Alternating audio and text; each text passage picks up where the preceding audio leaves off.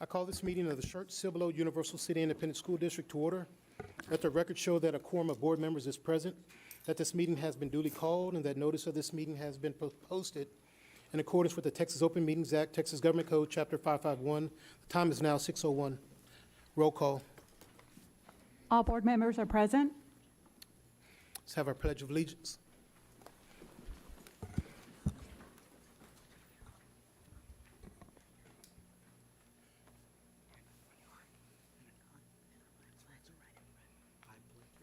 I pledge allegiance to the flag of the United States of America and to the republic for which it stands, one nation, under God, indivisible, with liberty and justice for all.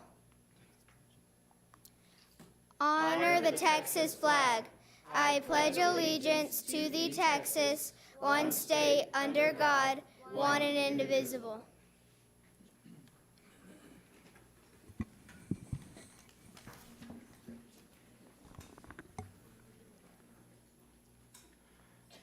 Good evening, everyone. Good evening, members of the board, President Westbrook and Superintendent Dr. Gibson. I am Luis Chavez, the principal at Wheaterstown Elementary. This evening, I would like to introduce our student for Wheaterstown Elementary, Isaiah Sandoval.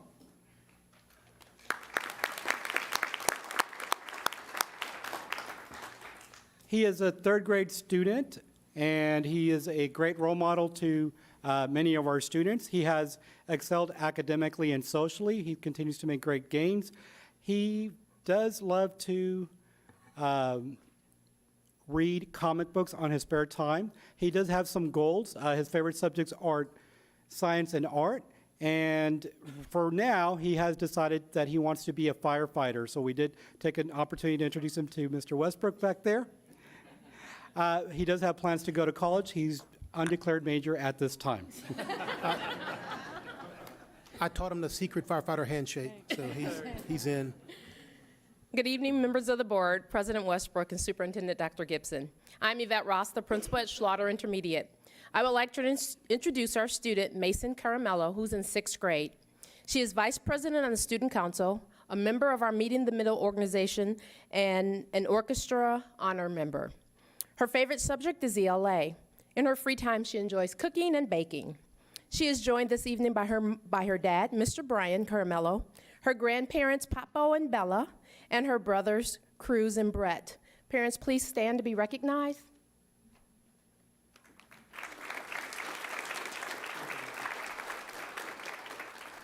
And my apologies, I forgot to introduce Mom. Ms. Serrano, can you please stand? She's ready to take pictures. Thank you. Thank you.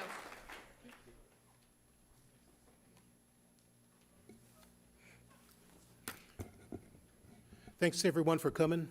Usually during the President's welcome, I'll say hello, but I would like to take this opportunity due to the legislative cycle coming up to take this opportunity to show a little quick video. I got the video from Dr. Gibson's Twitter account. If you want to say something about it right quick. Yeah, is this the raise your hand? Yes, it's the raise your hand video. I tweeted this a few weeks ago. Raise Your Hand Texas, a group that supports public schools in Texas, put this out. There's a lot of misinformation out and lack of understanding about local property taxes and the role that they're playing in the state budget. And this short little 2 or 3 minute video was a way that they were trying to help clarify that. So I appreciate that, Mr. Westbrook, you're willing to take this opportunity to show this. This is one of those you can watch it about 10 times. I would recommend it.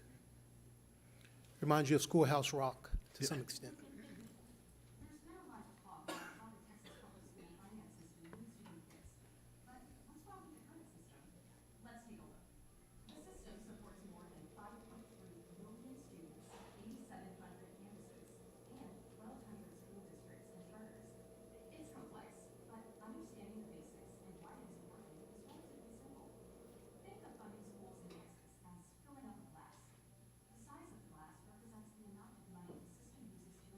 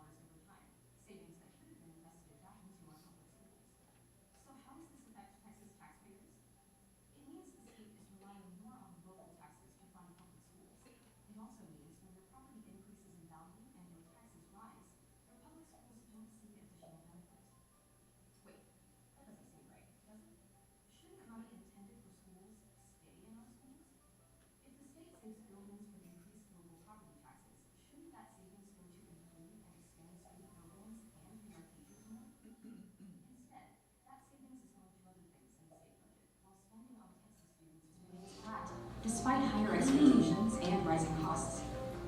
That also doesn't seem right, does it? So what's the solution? Money invested for our schools should stay in our schools. The state should invest more in our programs, teachers, and students. Their future, our state's future, is worth every penny.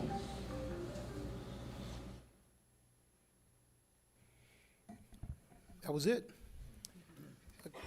Can you hand out the quiz? Who's handing out the quiz?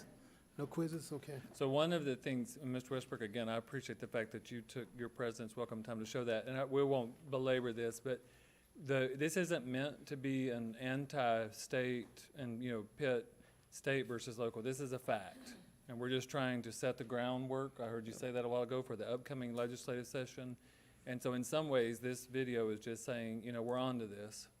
And when you saw that straw go in and take that right off the top, that money, I'm just going to be real clear about this, that leaves Article 3, which is public education, and it goes into Article 2, which is healthcare, which is not where you thought you were paying your taxes.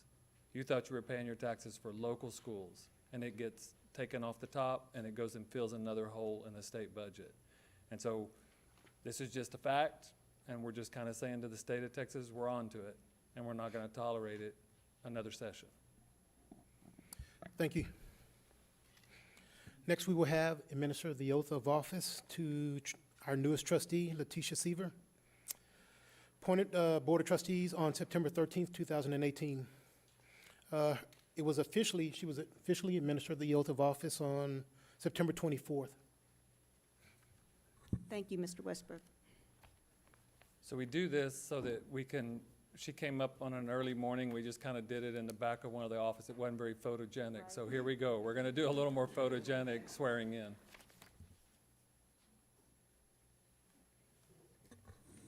Just raise your right hand and repeat after me. I, Letitia Seaver, do solemnly swear I, Letitia Seaver, do solemnly swear that I will faithfully execute the duties of the office of trustee that I will faithfully execute the duties of the office of trustee of the Schertz-Cibolo-Universal City Independent School District of the Schertz-Cibolo-Universal City Independent School District of the state of Texas, of the state of Texas, and will to the best of my ability and will, to the best of my ability, preserve, protect, and defend preserve, protect, and defend the Constitution and laws of the United States the Constitution and laws of the United States and of this state, and of this state. so help me God. So help me God. Congratulations.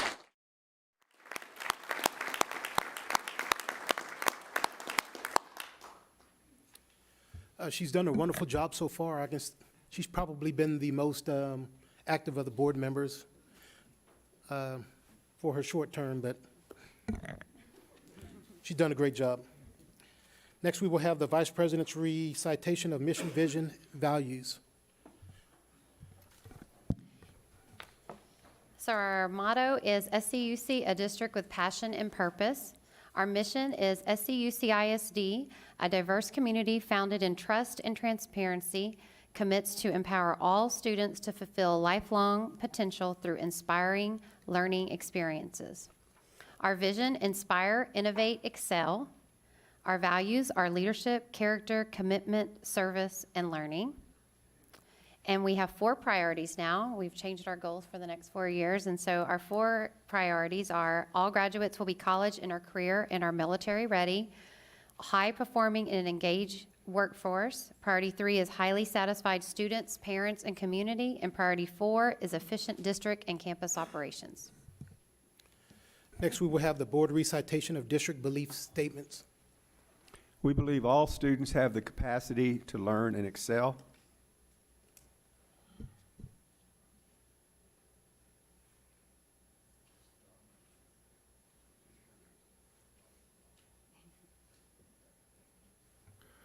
We believe a safe, secure, and supportive environment is paramount to learning. We believe living our core values of leadership, character, commitment, service, and learning.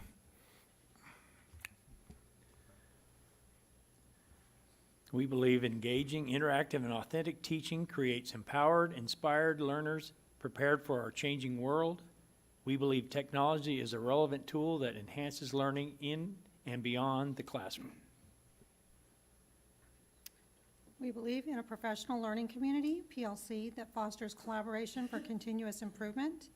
We believe transparent, clear, and timely communication among all is critical to success. We believe measures of success go beyond standardized testing, and we believe public education is defined by the local community with limited state involvement. Thank you. Once again, next we will have Vice President's overview of good governance indicators and board member ethics. So each month, we try to review our good governance that we do as a district, as a board, and our board members' ethics. And so one of our board member ethics is integrity of character. I will refuse to surrender judgment to any individual or group at the expense of the district as a whole. I will consistently uphold all applicable laws, rules, policy, and governance procedures, and I will not disclose information that is confidential by law or that will needlessly harm the district if disclosed. That's one of our board member ethics. And one of our good governance is the board has a written plan in place for regular review and adoption, reaffirmation of the district's mission, vision, values, and goals. And what you can see is we like to read those too at the beginning of each board meeting. Thank you. Next, we will have the recognition of student representatives by Dr. Gibson. Yes, President Westbrook and guest, and I just noticed a while ago, Molly Lambert from Clemens down on this end was just hoping that we ran out of belief statements right before it got to her. For some reason, I happened to look up. But we're pleased tonight to have Molly here as a 12th grader from Clemens High School, and Hannah Smith, our bookends tonight, the 12th grader from Steele High School. And they're our students of the month. And so they're going to meet their administrators at the desk for a brief introduction and welcome. And we're really proud of you and thank you for being here.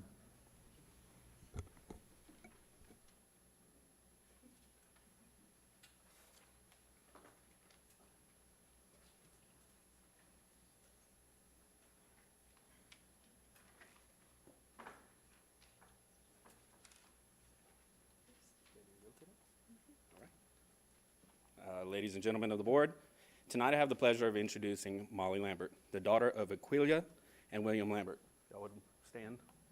I said it right? Okay. I butchered her name all day yesterday. Molly is a senior at Clemens and has been a student at SCUC since kindergarten, starting her career as a Green Valley Grizzly. Molly is not only an amazing culinary arts student, she is also a member of the Mighty Buffalo Band trumpet section. Growing as a leader is a priority for Molly. As the president of Culinary Arts Program, Molly attends all culinary competitions as a competitor or as a leader for those who are competing.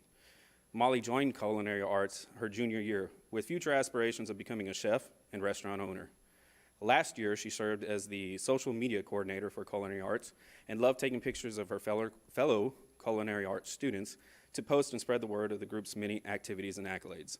She plans on attending college first at Texas State University to receive a degree in business administration, and then Escoffier School of Culinary Arts, I said that right too, right? Yeah, School of Culinary Arts, to expand her knowledge and skill, and to receive a degree in culinary arts. Molly has an amazing future ahead of her thanks to her passion for culinary arts and the tutelage of her mentor, Ms. Tharp, whose program allows our students to blossom into future leaders of tomorrow. And they make some pretty darn good food, right? Y'all had some of that tonight. Without further ado, please allow me to welcome Molly Lambert.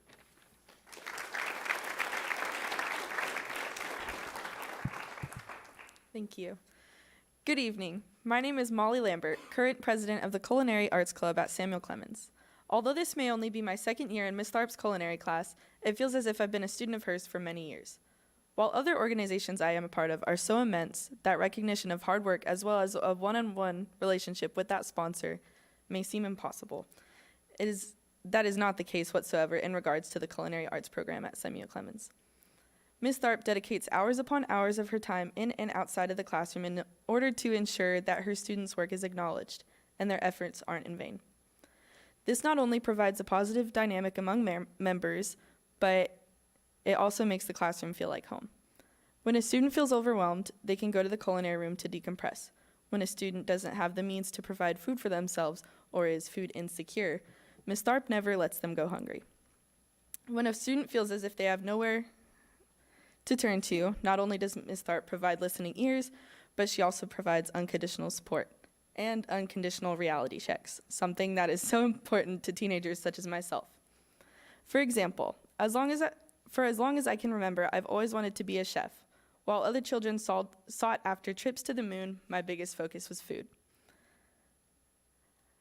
Over time, this goal evolved into being a business owner, something I continue to work towards to this day. Before culinary, I thought running a business couldn't be that hard.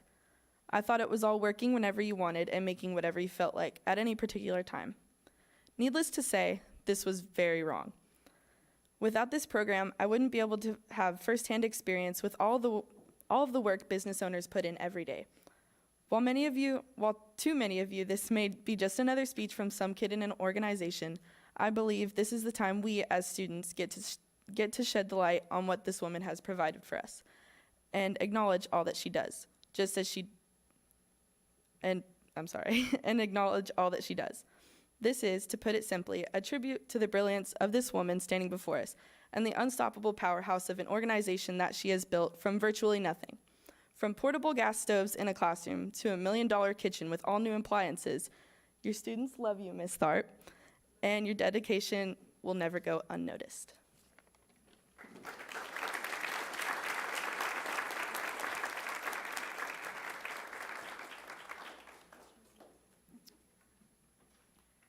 Molly, what's a good time to show up on campus? I'll text you. Appreciate it. They usually send it to me. And can Ms. Tharp, will you stand up too? This is Ms. Tharp right back here.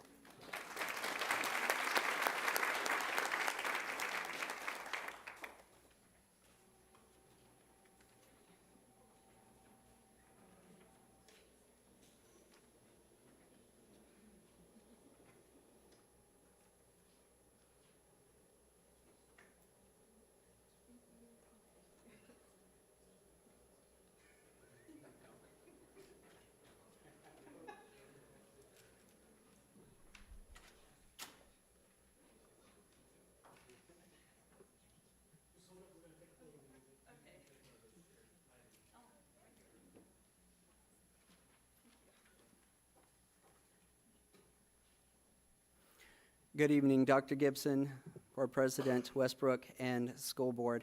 I am here tonight to introduce the Byron P. Still High School student representative for the month of October, Hannah Smith. She is joined here tonight with her parents. Mr. and Mrs. Smith, will you please stand?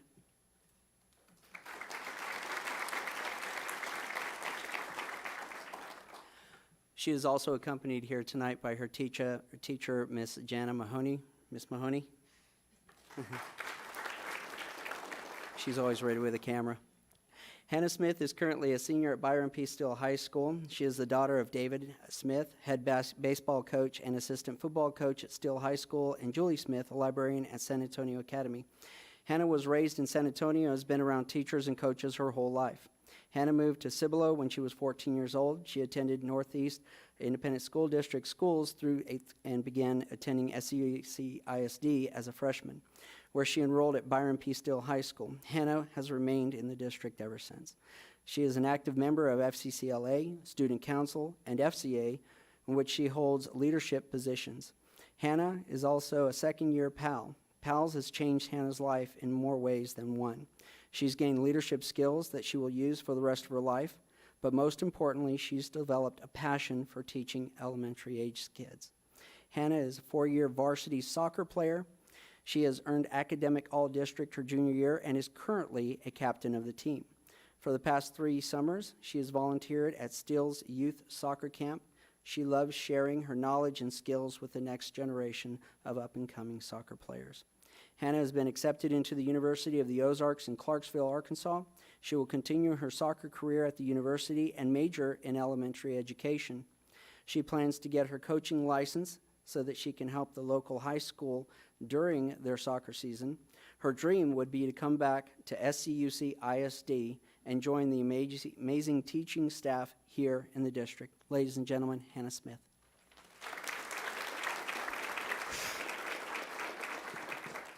Good evening, Dr. Gibson, President Westbrook, and members of the board. Hello, my name is Hannah Smith, and I am a senior at Steele High School, a second-year PAL student, and a 3-year member of FCCLA. The Steele PAL program is a 2-period practicum class where the high school students go off to the elementary schools and mentor them and get the chance to be a positive influence in the PALY's life. Our PALS class has about 45 students in it, and each of us mentor anywhere between 4 and 8 PALEs. That means we get the chance to mentor around 300 students in the district. However, this class is more than just mentoring students at the elementary level. We also get to help with the ALE students at Steele. Some of us pair up with a vocational training class in which we travel with them to their job sites and create a lasting bond while having fun. Every holiday season, we plan a fun and memorable party for the Steele ALE students. Our activities we do together include pumpkin decorating and Christmas crafts. The parties always get a little out of hand with awesome dance festivities. As well as mentoring students, we also help out in the community. Each PAL is required to give back 20 hours to the community each school year. This means that our class gives back over 900 hours to our community. We volunteer at the local elementary schools and help with their literary nights, field days, and bike rodeos. At Christmas time every year, PALS teams up with the community and schools at Wiederstein to wrap presents and hand them out with Gold Santa. We also pair up with the Cibolo Police Department to assist with Blue Santa. We also will join forces with Student Council and host our annual Daddy-Daughter Dance and Mother-Son Night of Fun for the families in our community. In March, we will be joining forces again with the Steele Student Council for the 6th annual SPUD Week. SPUD stands for Students Performing Unselfish Deeds. During this week, we challenge the students of Steele to think about others before themselves. Throughout this week, we will raise money for a local organization to donate the profits. Last year, we raised $8,000 and donated it to the San Antonio Food Bank. The goal of the Steele PALS class this year is to be impactful leaders in the elementary schools and within the community. The PALS program also teams up with our FCCLA chapter. As a third-year FCCLA member, I'm active from the community service aspect. Some community service FCCLA has done is work the Chosen Marathon and volunteer at local nursing homes. Our chapter is growing in size each year with the hope of being the best chapter in the state. As you can tell, this class is just more than any other class at Steele. I've learned how to be a leader, how to handle difficult situations, and what it's like to be an influence on the younger generations. Throughout the past 3 years and through my experience in PALS and FCCLA, I plan to attend the University of the Ozarks and major in elementary education. Once I get my degree, my goal is to come back to SCUCISD and be a kinder teacher at one of our amazing elementary schools. Thank you.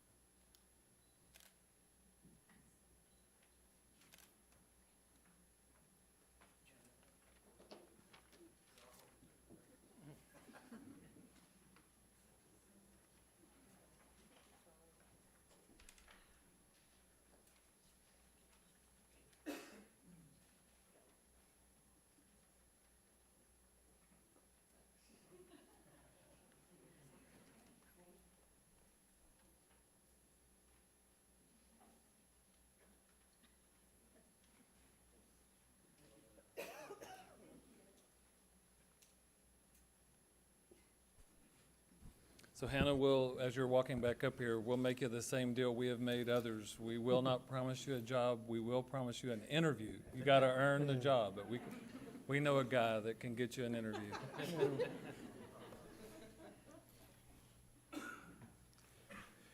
Thank you very much. Ladies and gentlemen, as part of the Schertz-Cibolo-Universal City Independent School District Community Partnership, we would like to acknowledge our numerous key partners and collaborators who are active contributors in helping the district achieve its mission and goals. Tonight, we salute partners who make the Schertz-Cibolo-Universal City Independent School District a destination school district, a premier district. First of all, from the Bexar County, we welcome the Honorable Tommy Calvert, who serves as Precinct 4 Commissioner.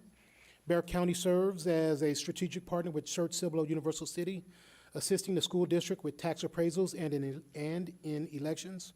We have 2 campuses currently located in Bexar County, Ray Corbett Junior High School and Rose Garden Elementary School. Thank you, sir. Thank you very much, Mr. President. Thank you. Thank you. Mr. President, members of the Board of Trustees, Mr. Superintendent, and all of these great faculty and friends that are gathered this evening, I hope to help you with a lot more than taxes and elections in our future. because even though I've only been in a short time in office, about 4 years now, I have never been more convinced, and it's never been more clear to me, that education is absolutely the future for our country. It's absolutely the key to our continued prosperity and our continued togetherness and unity as a nation. So I salute what you do. I'm a former teacher myself. I taught in inner city Boston. I was a preschool teacher. I taught language and literacy, and my mother is a professor of business at San Antonio College. And on the way over, she called me about a situation that happened just today where a student found some information on a computer where another student was suicidal, had actually carved things into his body, and they had to make an intervention. And I know that these kinds of issues, your teachers, your faculty, your community faces all the time. And so I want to salute you and recognize each and every one of you for the role you play in helping young people, helping families succeed and prosper and be all that they can be. I know you have a tough job, and I know that we need to stand together in this legislature. I was really glad to see the video that you played. You know, it's amazing to me that we live in the information technology economy. 43% of the jobs that we have today are going to be replaced by a computer or a robot. But we're still going to need people to be able to fix that robot, mechanics for that. We're still going to need people to program those computers. This is a time where we need to give more money to our schools, not less, as the Texas legislature has been doing. And so I applaud you for empowering your community with those. But I will tell you, it's even more nefarious than the video showed, because I want to encourage you to, we're in a place where we can do homework, right? I want to give you a little homework. In Senate Bill 1, page 381, Rider 3, I want you to read what the language says. This is the language that the Lieutenant Governor and the Governor signed into law, which basically says that 38% of the school district's budget will come from the legislature, and then over 50% through the property taxes, through the taxpayers are paying. And there's nothing you can do about it. It's not your fault. It is not the school district's fault that rising appraisals are happening. That is a formula that is written by the Senate and the House and signed by the governor of the state of Texas. And you know that. And that's part of what you're trying to empower your folks about, the fact that you're not to blame for the higher appraisals and higher taxes. But we must stay competitive with countries like China and India. And I stand as a partner forever to help you do that. I have a vision that every high school in Bexar County, and I recognize a great portion of you is in Guadalupe, but every high school in Bexar County needs to have teachers certified to teach the basic computer courses, CompTIA, Network Plus, Security Plus. That is vital to our local economy, and it's vital to the national economy. I had the great benefit of being given a scholarship with the Rotary Foundation to live in India. And when I went to the schools in India, I would ask the young people, what do you want to be when you grow up? And every single one of them, every single one in a classroom bigger than this auditorium today, they would tell me engineer, doctor, engineer, doctor, engineer, doctor, engineer, doctor, engineer, doctor. And the reason is that they have seen those careers in science and engineering transform the trajectory of impoverished families.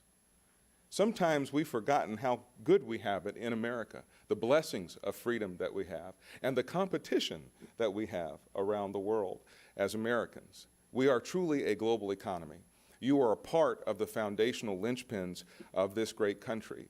And anything I can do to help you continue creating better schools, community schools, where hours are extended, where parents can come and get adult literacy courses, where health care can be provided so that when kids get sick, you don't have to find a babysitter. All of those things, Saturday school, all those things, every extra hour of instruction we have will help students achieve more. We've got to understand our partnership together. For too long, we've been separated, local government and school districts, but we really are partners. We want to help end the school-to-prison pipeline. We want to keep our economy going and strong. We want to maintain America's leadership as the best country in the world, and you are the foundation. So I came here just to congratulate you, to thank you for this recognition. I'll do as my father taught me, be good, be brief, and be gone. I'm good for now. Thank you so much for the opportunity to work with you going into the future. Thank you.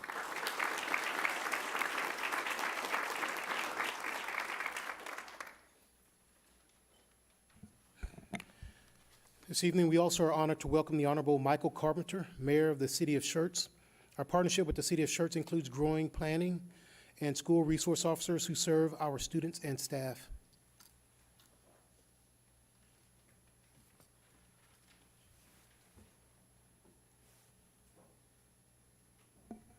Not as tall as Commissioner Calvert is. Well, Mr. President and trustees, Dr. Gibson, when I was first elected in 2005, the level of cooperation between the City of Schertz and this school district was okay. It wasn't as strong as it needed to be.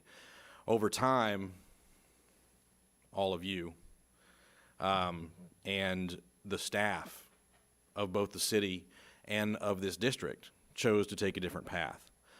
We're very blessed to talk regularly about economic development and the things that we can do that will drive revenues to the district as well as to the city without increasing the student population, because we're always on a curve trying to catch up to that. And I couldn't have told anyone that 13 years ago. I've learned it from interactions with all of you and with Dr. Gibson. So the level of cooperation has been extraordinary, and we've come a long way from where we were, and we got to maintain that trajectory.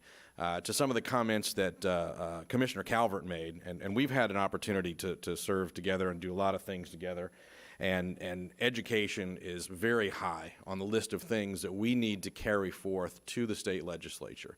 And what's interesting about it is it's not a partisan issue. It's a straightforward Texas issue. And whether a young, up-and-coming progressive Democrat like the commissioner, or, if I may, a bit of an aging conservative Republican like me, we have to set aside the partisan issues, which we can do, and focus in on what's best for our state and what's best for our education system. And the current system isn't it. Now, that's going to take a lot of work on the part of all of the people that show up at the polls and vote, and all the people that will take the time to call their state legislators and say it's time to get this squared away and get it back where it needs to be. And we all have to do that together. It is not a partisan issue. It is a Texas issue. So I guess my point in that is everyone that's in earshot, and you already got a little homework from Commissioner Calvert, find out who your state representative is and find out who your state senator is. Call them and leave a message with their staff and tell them, don't let this session pass without fixing our school funding mechanism here in the state. It is not a Republican issue. It is not a Democrat issue. It is a Texas issue. So with that, anything that the City of Schertz can continue to do to support the work that you all are doing, please let me know, let the rest of council know, let the staff know, and let me also say thank you as a parent. My eldest son started kindergarten when Pascal opened. He's a junior at Texas Tech now. Again, shows the age. My youngest son is a senior at Clemens. And I want to say thank you to all of the trustees, to all of the staff throughout the district, and Dr. Gibson, to you, for the work that was done. My sons have been very successful, and you all have been a partner in making that happen for my family. So thank you so much. Thank you for inviting me here this evening. And again, anything we can do to continue the partnership or help you in your mission, please let us know. Dr. Gibson, Mr. President, thank you. Thank you very much.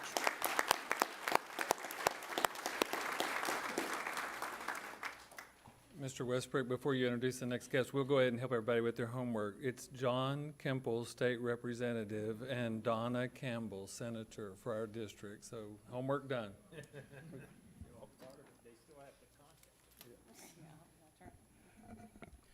Next, we would like to please welcome one of our district collaborators. Joining us this evening is Ms. Lisa Jubella, President of the Tri-County Chamber of Commerce.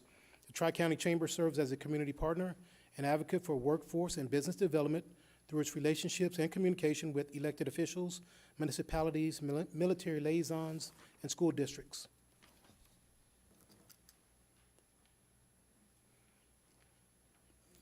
That's not Lisa. No. I know Lisa. Sorry, Lisa could not be here today. I'm Mindy Paxton. I'm the executive director, and I brought Daniel Kearns, which is on our board. I'm not Lisa either, by the way. Yeah. I really do want to thank the staff and the board and everybody that's been involved in this. I really do think it's the beginning of the types of relationships that the school district and our businesses within our Tri-County area, which is Bexar County, Guadalupe, and Comal, are really going to be able to support each other. I look forward to the future relationship, and we got some new leadership with us that is going to be able to take us in some great direction. Great job. Thank you very much. Thank you.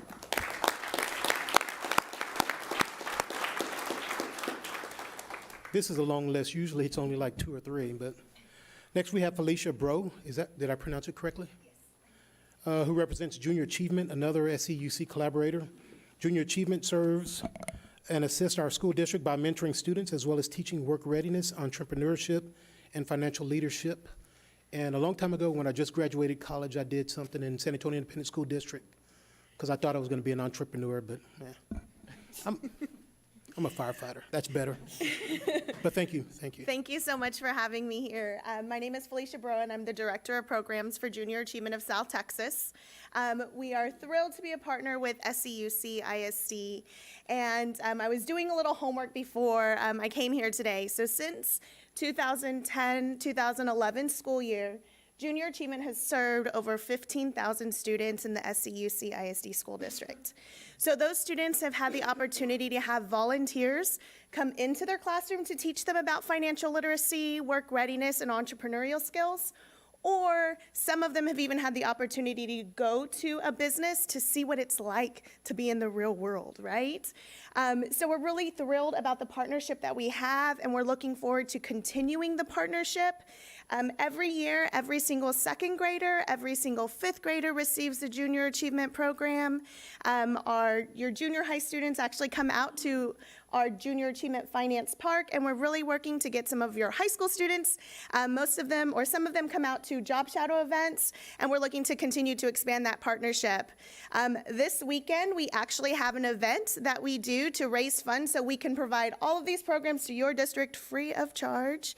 So we have the Fiscally Fit 5K this weekend to raise funds so we can provide those programs to your students. So thank you so much for their time and for the partnership. You have a great evening.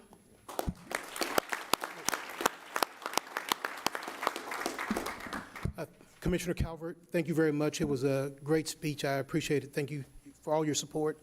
I think Mayor has already left, but Daniel Kearns and Tri-County, thank you very much, and Felicia Bro from Junior Achievement, thank you very much for the support. I do appreciate everything, and let us know what we can do.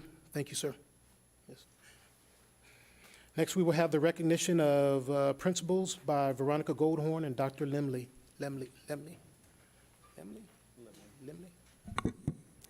Good evening, members of the board, President Westbrook and Superintendent Dr. Gibson. This evening, as Director of Elementary Education Services, I would like to introduce to you our intermediate and elementary principal that are attending this month's school board meeting. And first of all, I'd like to introduce to you Mrs. Yvette Ross. Ms. Yvette Ross is the principal at Schlother Intermediate. Yvette, could you please come forward? I would also like to introduce to you Mr. Luis Chavez, who is our principal at Weiderstein Elementary. Mr. Chavez? Some interesting information about these principals. Mrs. Yvette Ross has been in education for 27 years and 4 years here in SCUCISD.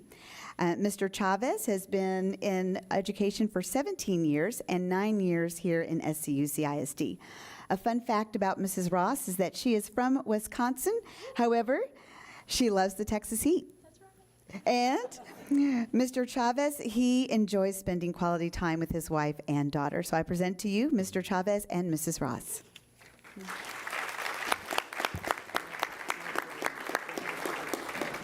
Did you want to say something or shake hands? Oh, no, we're good. Thank you so much.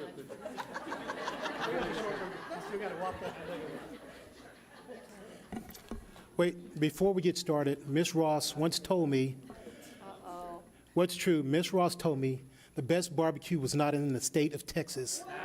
That's what she said. Illinois. I didn't even know they had barbecue in Illinois, but.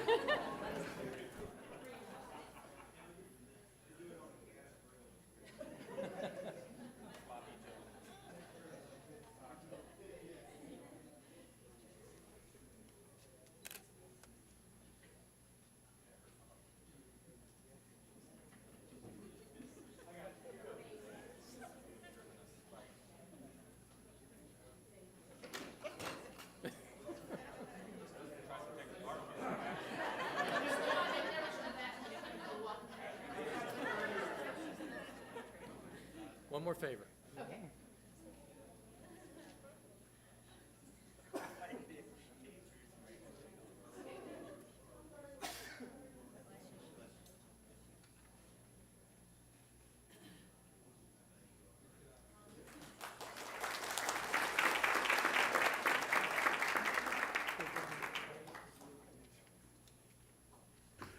Thank you very much for all your hard work, Ms. Ross and Mr. Chavez. Next, we will have Ed Suarez for the recognition of the Schertz-Cibolo-Universal City Independent School District, recognition of the principals and assistant principals, and adoption of proclamation in their honor. Dr. Gibson, President Westbrook, members of the board, can we have our principals and assistant principals in attendance please stand?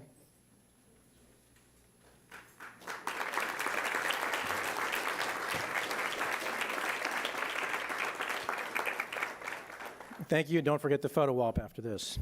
So, I'd like to read this proclamation for the record. Whereas the month of October 2018 has been designated as National Principals Month, honoring all campus principals and assistant principals. And whereas principals are entrusted with our most valuable resource, our next generation of leaders. And whereas principals are expected to be educational leaders, disciplinarians, community builders, spokespeople, budget analysts, and guardians of policy mandates and initiatives. And whereas principals set the academic tone for their schools and work collaboratively with teachers to set performance objectives and maintain high curriculum standards. And whereas to honor and recognize the contribution of all school principals and assistant principals in the Schertz-Cibolo-Universal City ISD for their commitment to serving our students through high-quality learning opportunities. Now, therefore, in honor of the service of all district principals and assistant principals, and in recognition of the importance of their school leadership, the Board of Trustees does hereby designate the month of October 2018 as Principals Month in the Schertz-Cibolo-Universal City ISD, approved and signed the 16th day of October 2018.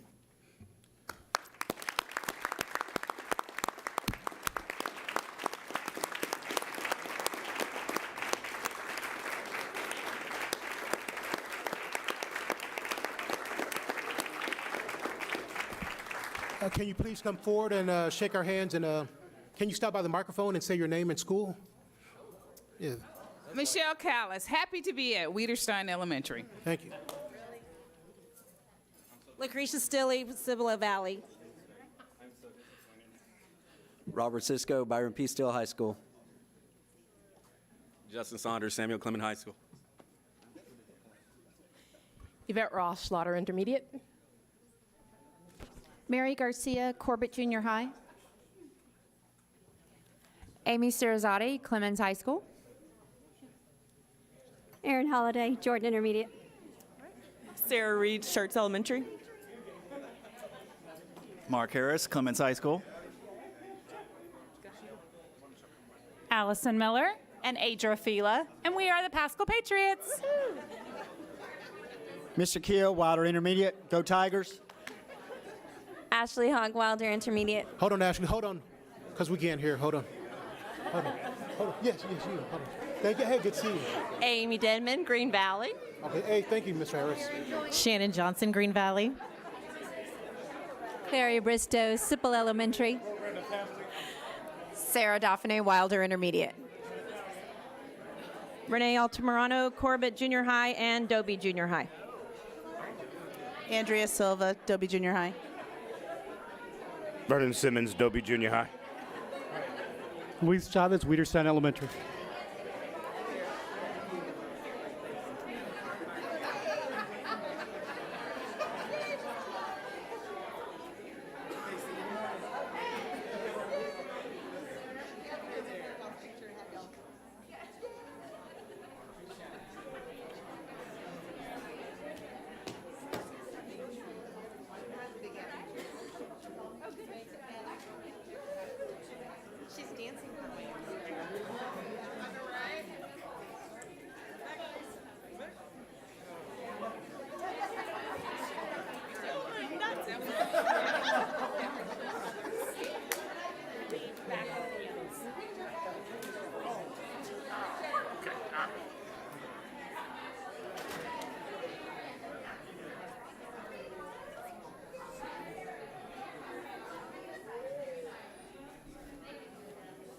watch you. I'm tall.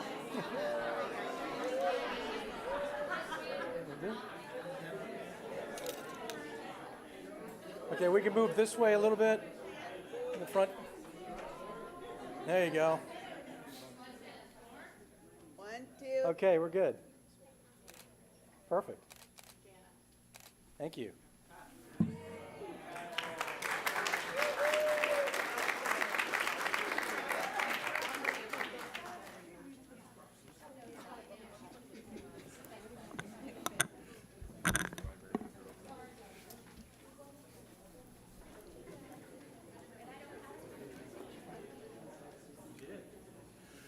Thank you to all the principals and assistant principals for all the hard work. I think Amy and I were talking about some of us, we don't know all the assistant principals and principals anymore. So I told her, I said, you're losing your touch because she used to know everybody. But thank you for all the hard work. I really do appreciate it. Happy Halloween. Half day that day. A half day that day? Yes, that's happy. Mr. Suarez, I think we still need a motion. Yes, it no? I think so. I need a motion. Mr. President, I move that the Board of Trustees adopt the attached resolution. Oh, sorry, wrong one. I already moved ahead. Where is it? Here it is. There is no motion. Nope, no motion. We just did it. We just did it? No. The proclamation was written, so therefore it shall be. It shall be. That's good enough. Next, we will have I was reading the next one. Mr. Suarez, the recognition of School Priority Month and the Schertz-Cibolo-Universal City Independent School District Great Conversations Team.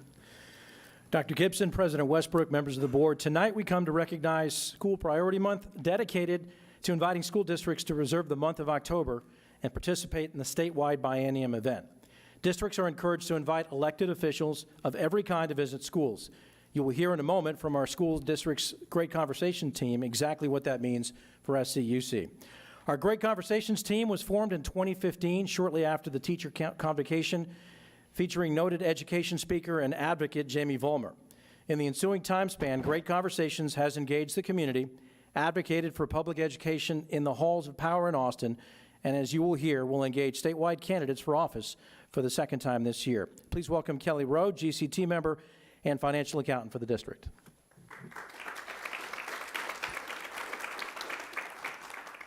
Good evening, Dr. Gibson, President Westbrook, and members of the board. We would like to thank you for giving us this opportunity to come before you this evening. We are also thankful we have leadership in Dr. Gibson and the trustees who unequivocally support public education. Without that collaboration, the Great Conversations team would not exist and allow us to continue in our mission of informing and advocating for the SCUC community in all aspects of public education. Later this month, on October 29th, the Great Conversations team will participate in School Priority Month by hosting a Meet the Candidates forum right here in the boardroom. We are excited that we have received commitments from 5 of the 6 candidates running for state legislative seats that represent SCUC. We believe this effort epitomizes the best of School Priority Month, providing a pathway for respect and communication between our elected officials and our school district. We continue to extend the hand of partnership with our elected officials as we seek meaningful, long-term relationships to benefit the future of our children here at SCUCISD. We cordially extend an invitation for you to attend that evening, and we thank you so much for the leadership you have provided to make the Great Conversation team possible. At this time, I would like the GCT members present to introduce themselves.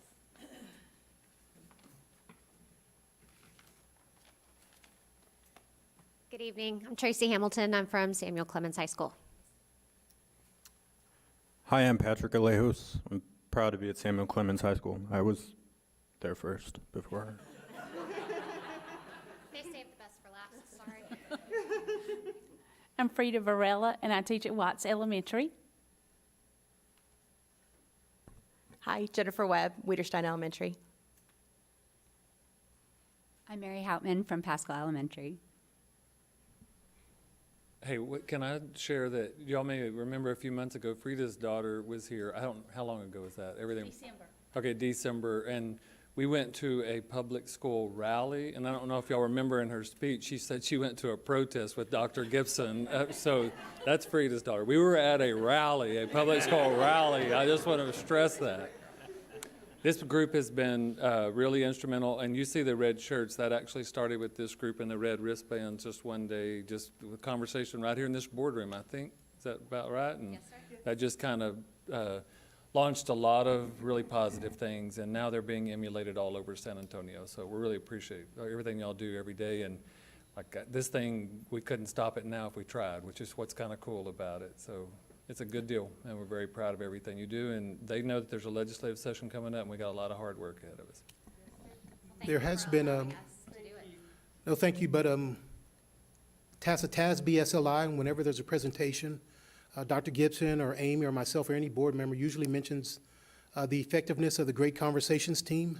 And so people are trying to duplicate what y'all are doing. So I really do appreciate all the hard work. Does any other board member want to say anything? I mean, I've attended in Austin with them before, and they are a force to be reckoned with in some of those offices with legislators and representatives. So I am so proud that I can say that we have a wonderful Great Conversations team, and I have told many people about you guys, and they think that it is awesome that it's from the ground swelling up, and that's what we love about that. Thank you. Thank you. Photo? Okay. You know, I got to take care of you.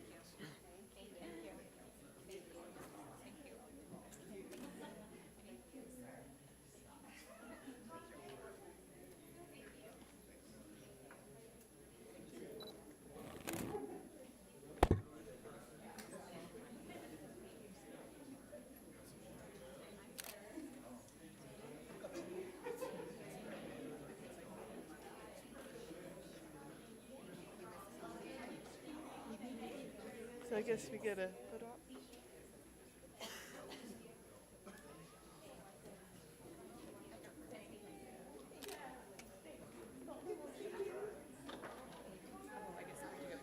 Yeah, we have to go back.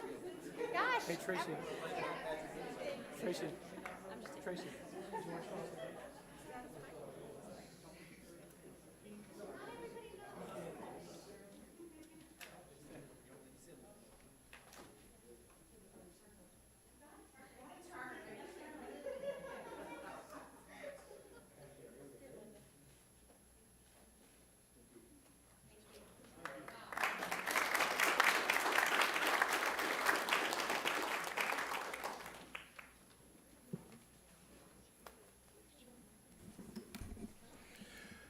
Next, we will have Mr. Pruski, your recognition of the Schertz-Cibolo-Universal City Independent School District Support Departments.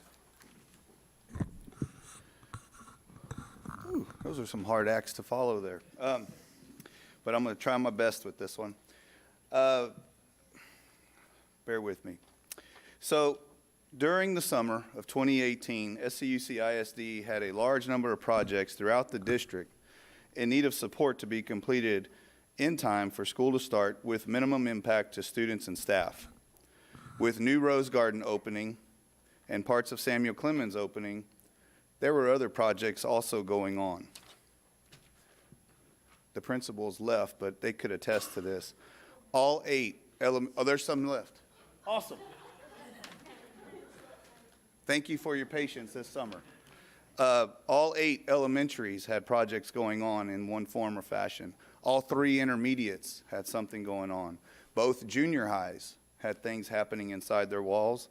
Both high schools, Allison Steele, DAEP, Malish, since we had to move a department or two, Marion Dulford, Shelton Complex, Old Rose Garden to be prepared to receive those departments.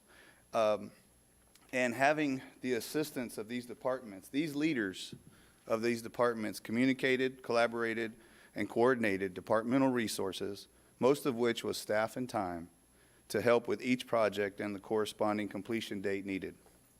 While given a large number of projects to complete, coupled with a shorter summer available to do so, these departments came through and provided the needed results for the district.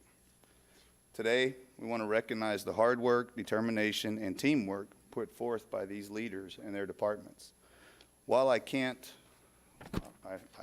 shall not read all the projects that are on the front and back of this page, these departments went above and beyond. It's said that customer service is not a department, it's an attitude. These departments are examples of this statement.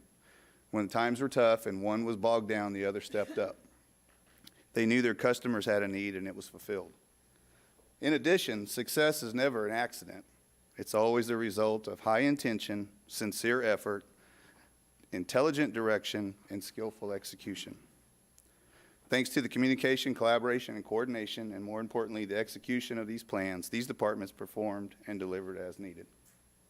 Today, I'd like to recognize before our staff community and our board the following department leaders for their dedication, collaborative efforts across the board in making the summer of 2018 a success.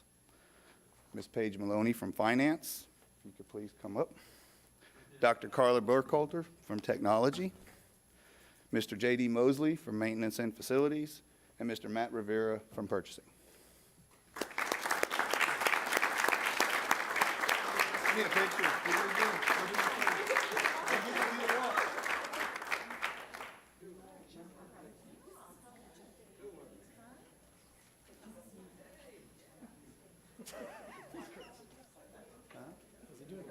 Yes.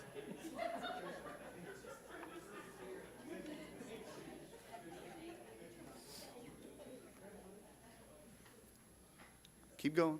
Hey.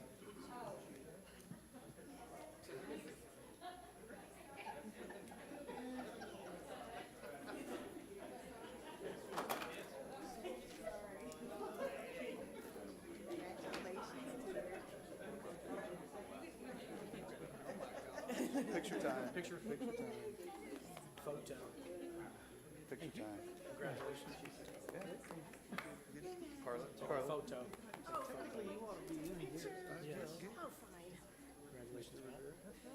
Wear that gator with pride. Picture time. I do. In addition, each in the district for Above and Beyond, we present coins. Help me out here, Dr. Gibson.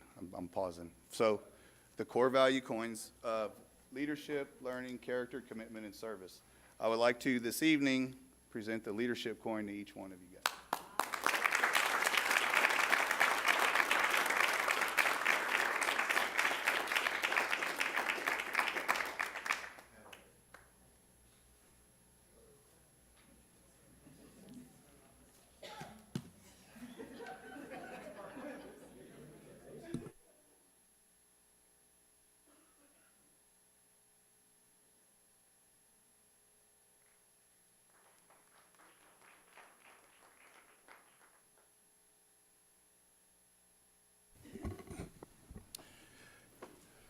Priscilla, if I'm not mistaken, there are no public comments?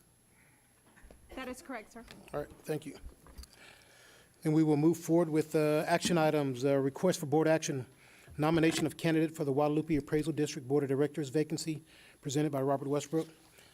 Due to the John Carew, he left, he resigned due to another job offer in Washington, D.C. That left a vacancy on the Guadalupe Appraisal District Board.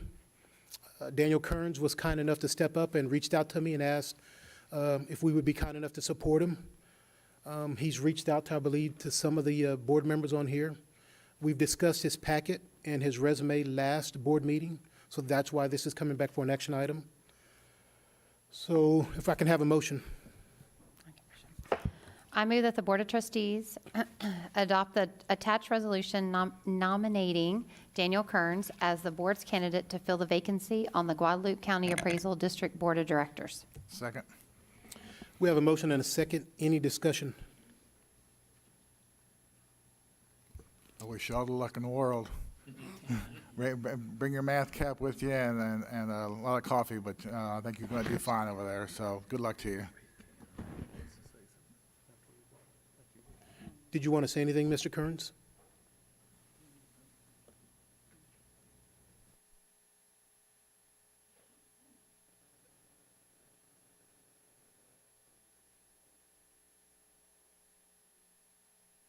The community, it's a thankless job at times, and it's greatly appreciated, and I'm glad to be able to help in any way I can.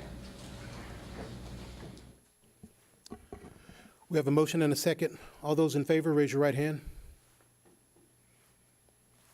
All those opposed? Motion passes. Unanimous. Yes, sir. Tag, you're it. Thank you.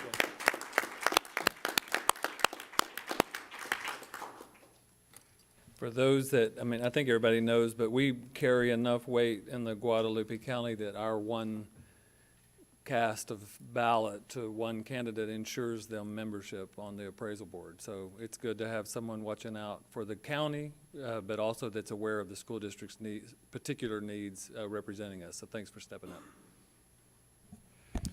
Next, we will have Paige Maloney. She will present on matters relating to unlimited tax refunding bonds and adoption of order authorizing the issuance of Schertz-Cibolo-Universal City Independent School District Unlimited Tax Refunding Bonds, Series 2018. Thank you, President Westbrook, Dr. Gibson, members of the board. Tonight, Dwayne Westerman and his colleagues will be presenting on the action item before you tonight for the refunding of the $22 million worth of bonds. And I will turn it over to Mr. Westerman at this time.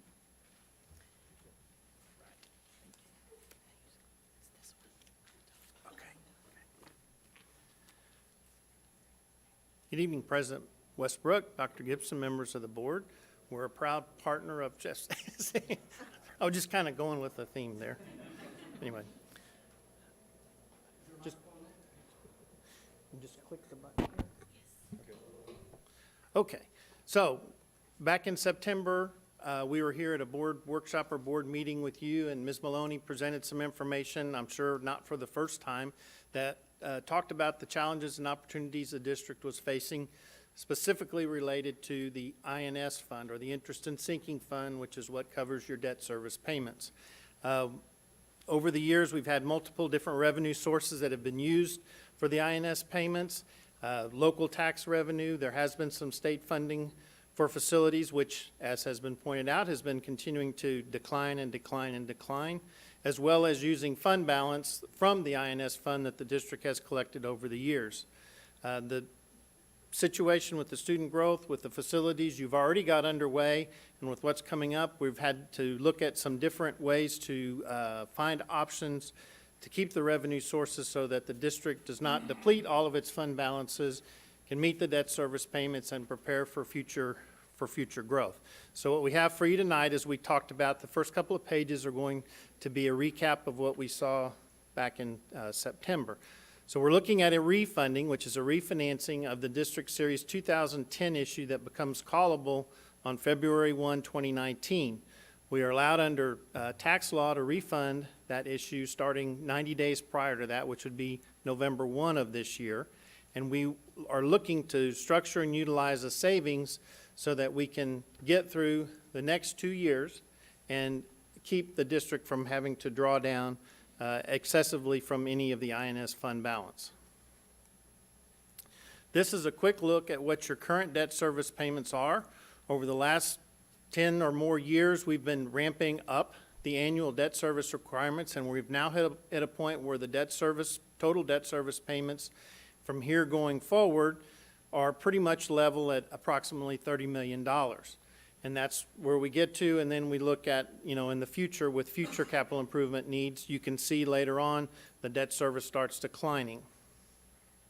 But right now we're at $30 million. Here are a quick list of the different bond issues the district still has outstanding at this point in time. The column that has the colored or shaded boxes shows when those call dates are. Call dates are when the bonds are available to prepay or refund and refinance.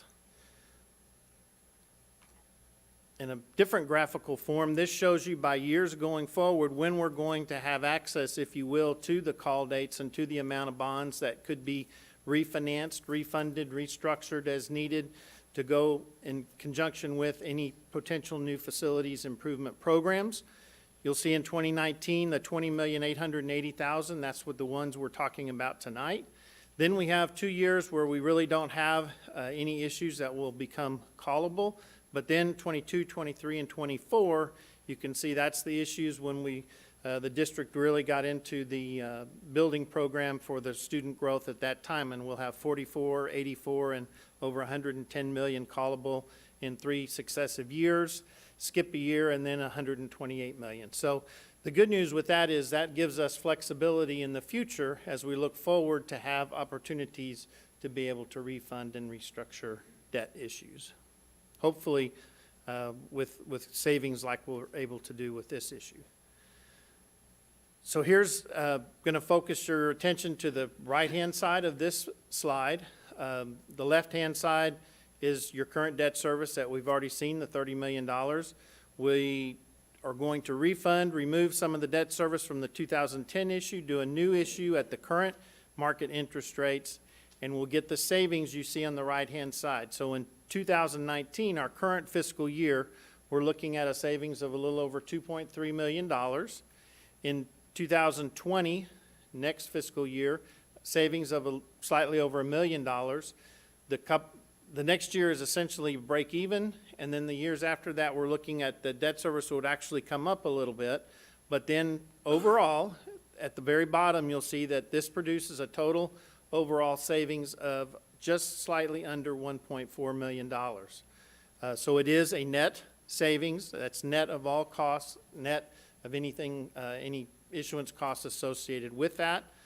On a present value basis, the savings are $1.5, almost $1.6 million. That's shown at the bottom, or a 7% present value savings.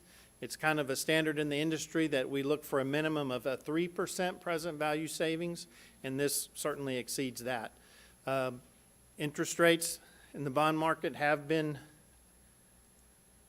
changing. A little hard to read here, but the purple or slightly, I don't know what that is, gray or lavender line that starts just under the 2% on the left-hand side and is kind of flat across. That's our current yield curve for tax-exempt bonds, and shows interest rates from slightly under 2% to out close to 3% on the long end. That's an index that we kind of use to guide where the market is.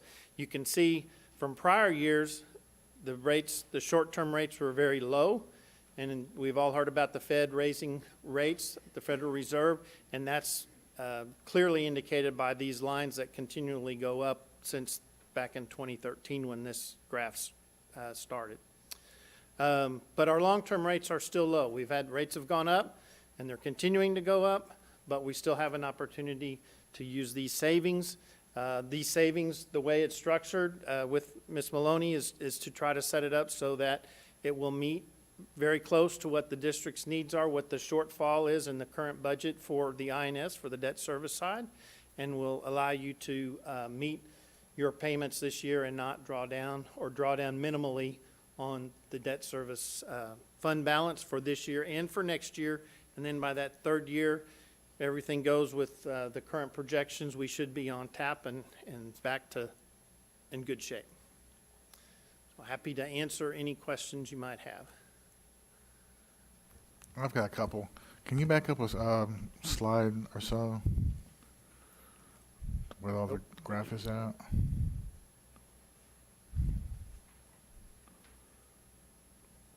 Well, here, I had another slide I'd forgotten about. Oh, okay, go ahead. I don't know, how do you back up this slide?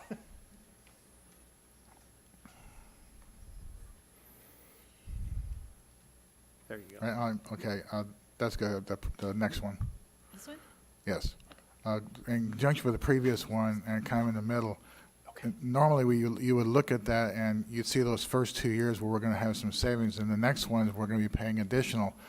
But one of the things to notice is in 2020, or actually 21, is it 2021 or 2022, we're going to be in a position to be able to refinance again.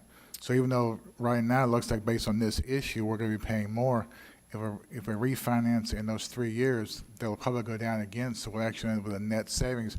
That's what we front-loaded, or we should intend to front-load the savings right now to get immediately, because we know we're going to be refunding at those years, and we'll have other savings that'll mitigate those increased costs at that point in time.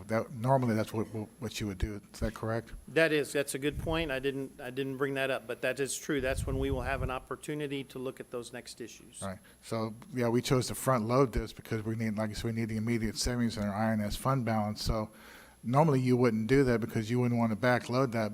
But in this particular case, we do have refundings coming in those years. So those savings will mitigate these at that point in time. So Correct. I just want to point that out, that's something I know that the bond people do all the time, and that's a good practice if you can get it done. Right. The timing is looking like it's working out well here. Okay. Very good. Thank you, sir. Any other questions? If not, I'll go to that next slide I didn't get to. Tonight, with this action item that's on your agenda, you're asked to approve proceeding with the issuance of the bonds and authorizing the issuance of the refunding bonds, subject to certain parameters. This is a process we've used in the past for previous issues.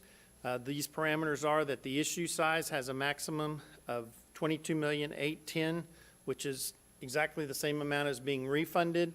The maximum maturity is February 1, 2025. We are not extending the debt at all beyond where it is currently structured. The maximum interest rate, excuse me, would be 6%. Now, if it's at 6%, we're not going to have the savings and we're not going to do it, but that's just kind of, we have to have these 4 different parameters set up in the document. And the one that will really be guiding us is a minimum net present value savings of at least 3%. And as we showed you on that page, we're currently at 7% present value savings. Again, I'll be happy to answer any questions. No questions? Let's make a motion and I move that the Board of Trustees adopt an order authorizing the issuance of Schertz-Cibolo-Universal City Independent School District Unlimited Tax Refunding Bonds Series 2018 pursuant to a delegated sale. Second. we have a motion and a second. Any discussion? What, hypothetically, what would derail the plans? What part of the economy, what? Well, you know, every day we wake up to headlines from around the world that something's gone on, right? So if something happens that significantly alters the bond market, stock markets, and the interest rates go up very significantly, we could lose the savings and not go forward. And if we don't go forward, you're not out anything. We just wait. We have this authority that you're giving tonight is for a 6-month period. And if we can't get it done as soon as possible, we'll continue to wait and watch the market and try to get it done within that 6-month time frame. And if we don't, we'll come back again and start over. So rising interest rates is the major concern moving forward? It is. It's a concern. We've kind of had a period of a couple of weeks where the rates have bumped up a little bit, but fortunately, this is a very short to 2025. It's only 7 years out, so it's not really impacted us. We've moved about $100,000 one way or the other with the way rates have done recently. So I think we'll be fine if we just, are able to get moving and get this done within the next 30 days. Thank you. All those in favor of the motion, raise your right hand. All those opposed have the same right. Motion passes. Molly and Hannah, usually students are given the opportunity to talk about the last item on the agenda before they depart. So here's your shot. You got any comments? You good? Hannah's good? Okay, Molly's good. All right, they're good. Good luck, Mr. Westbrook. Just want to check. We're going to have well, thank you very much. We'll take a board recess till 7:25. Thank you very much.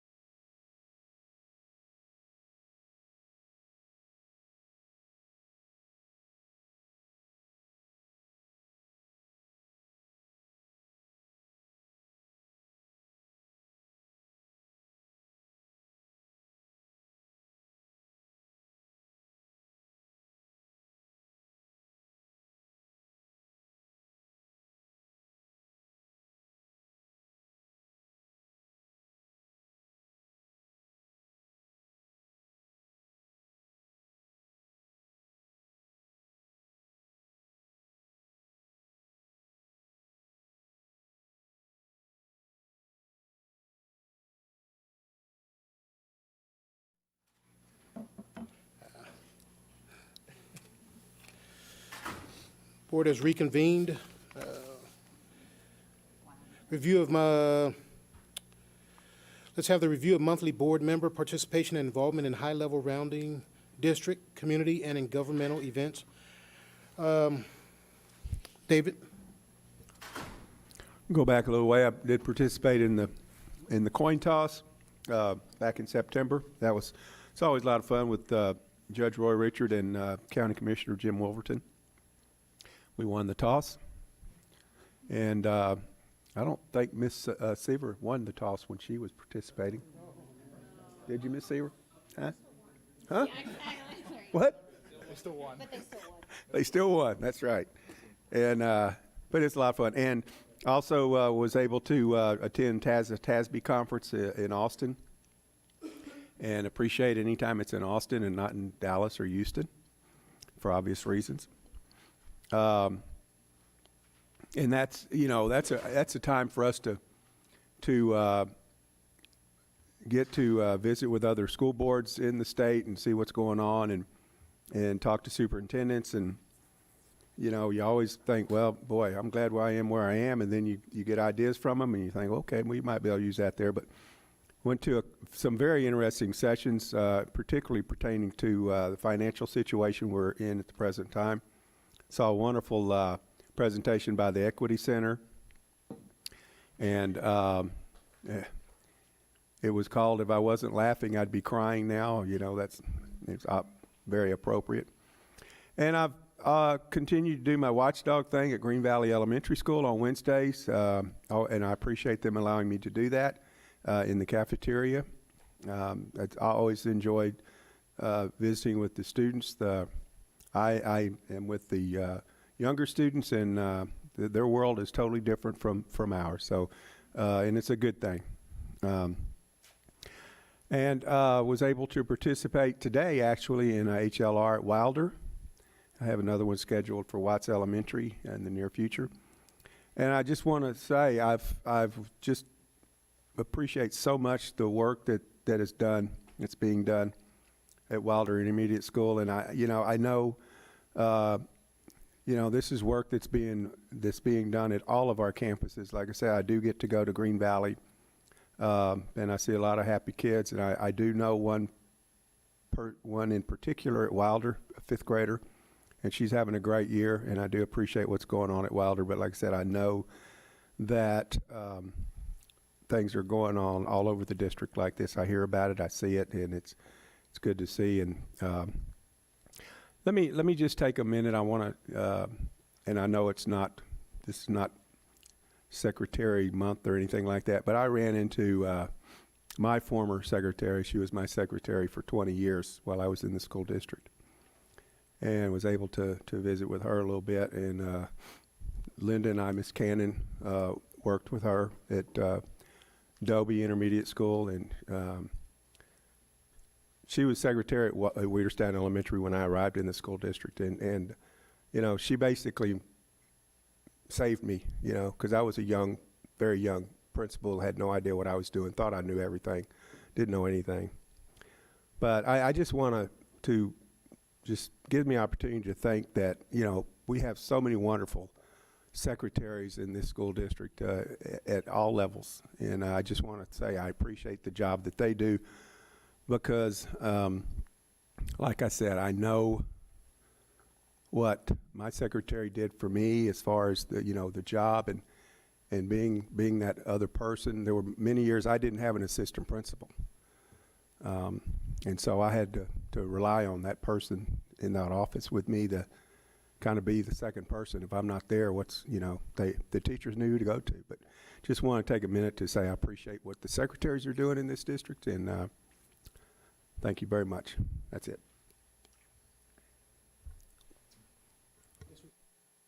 Sorry. I also attended the TASB conference. I'll get that right in a second. Went to several seminars. One of the best ones I saw was one that Fort Bend ISD and Katy ISD put on about our public school finance system. And they really brought it down to almost the level that anybody could understand exactly what the situation we're in. I know we're in not the best situation, but you look at Fort Bend and Katy, they're in the hundreds of millions of dollars short. I mean, we're a few million, but they're hundreds of millions short, and theirs is getting worse by the day. They are cutting programs. They are trying to find ways to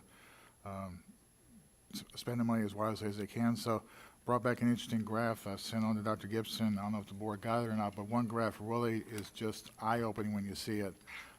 If you haven't seen it, I'm sure Dr. Gibson will send it to you. It is a graph that shows the amount of money coming into the state and coming into the school districts, what school districts are spending and the state's spending, and it's a frightening graph when you get a chance to see it. So like David said, we get to meet with other school board members, and while we don't have it great, we've got it better than a lot of school districts do.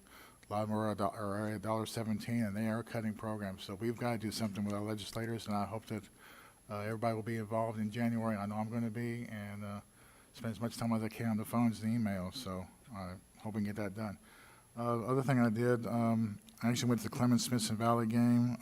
We won 19-13. It was a good game. We had a couple of rain showers, so actually made myself useful. I held Miss Sosa's umbrella to keep her from getting wet so she could take some better pictures, and felt good about that. So it was a good game, and I'm looking forward to my coin toss coming up. I think it's on the 2nd of November.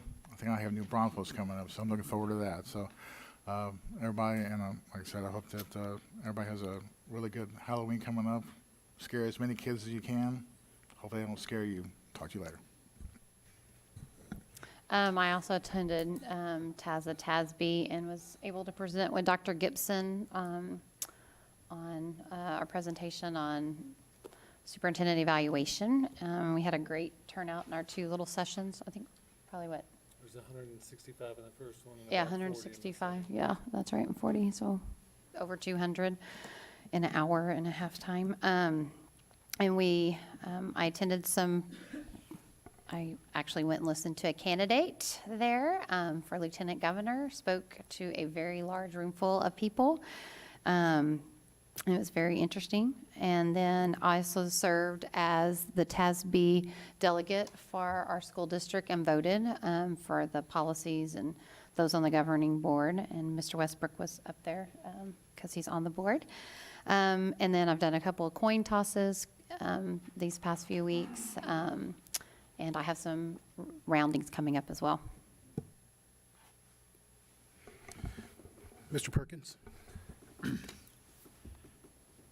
At the end of September, communities and schools had the Dining with the Stars, where celebrity waiters or waitresses got to entertain some guests and raise money on tips.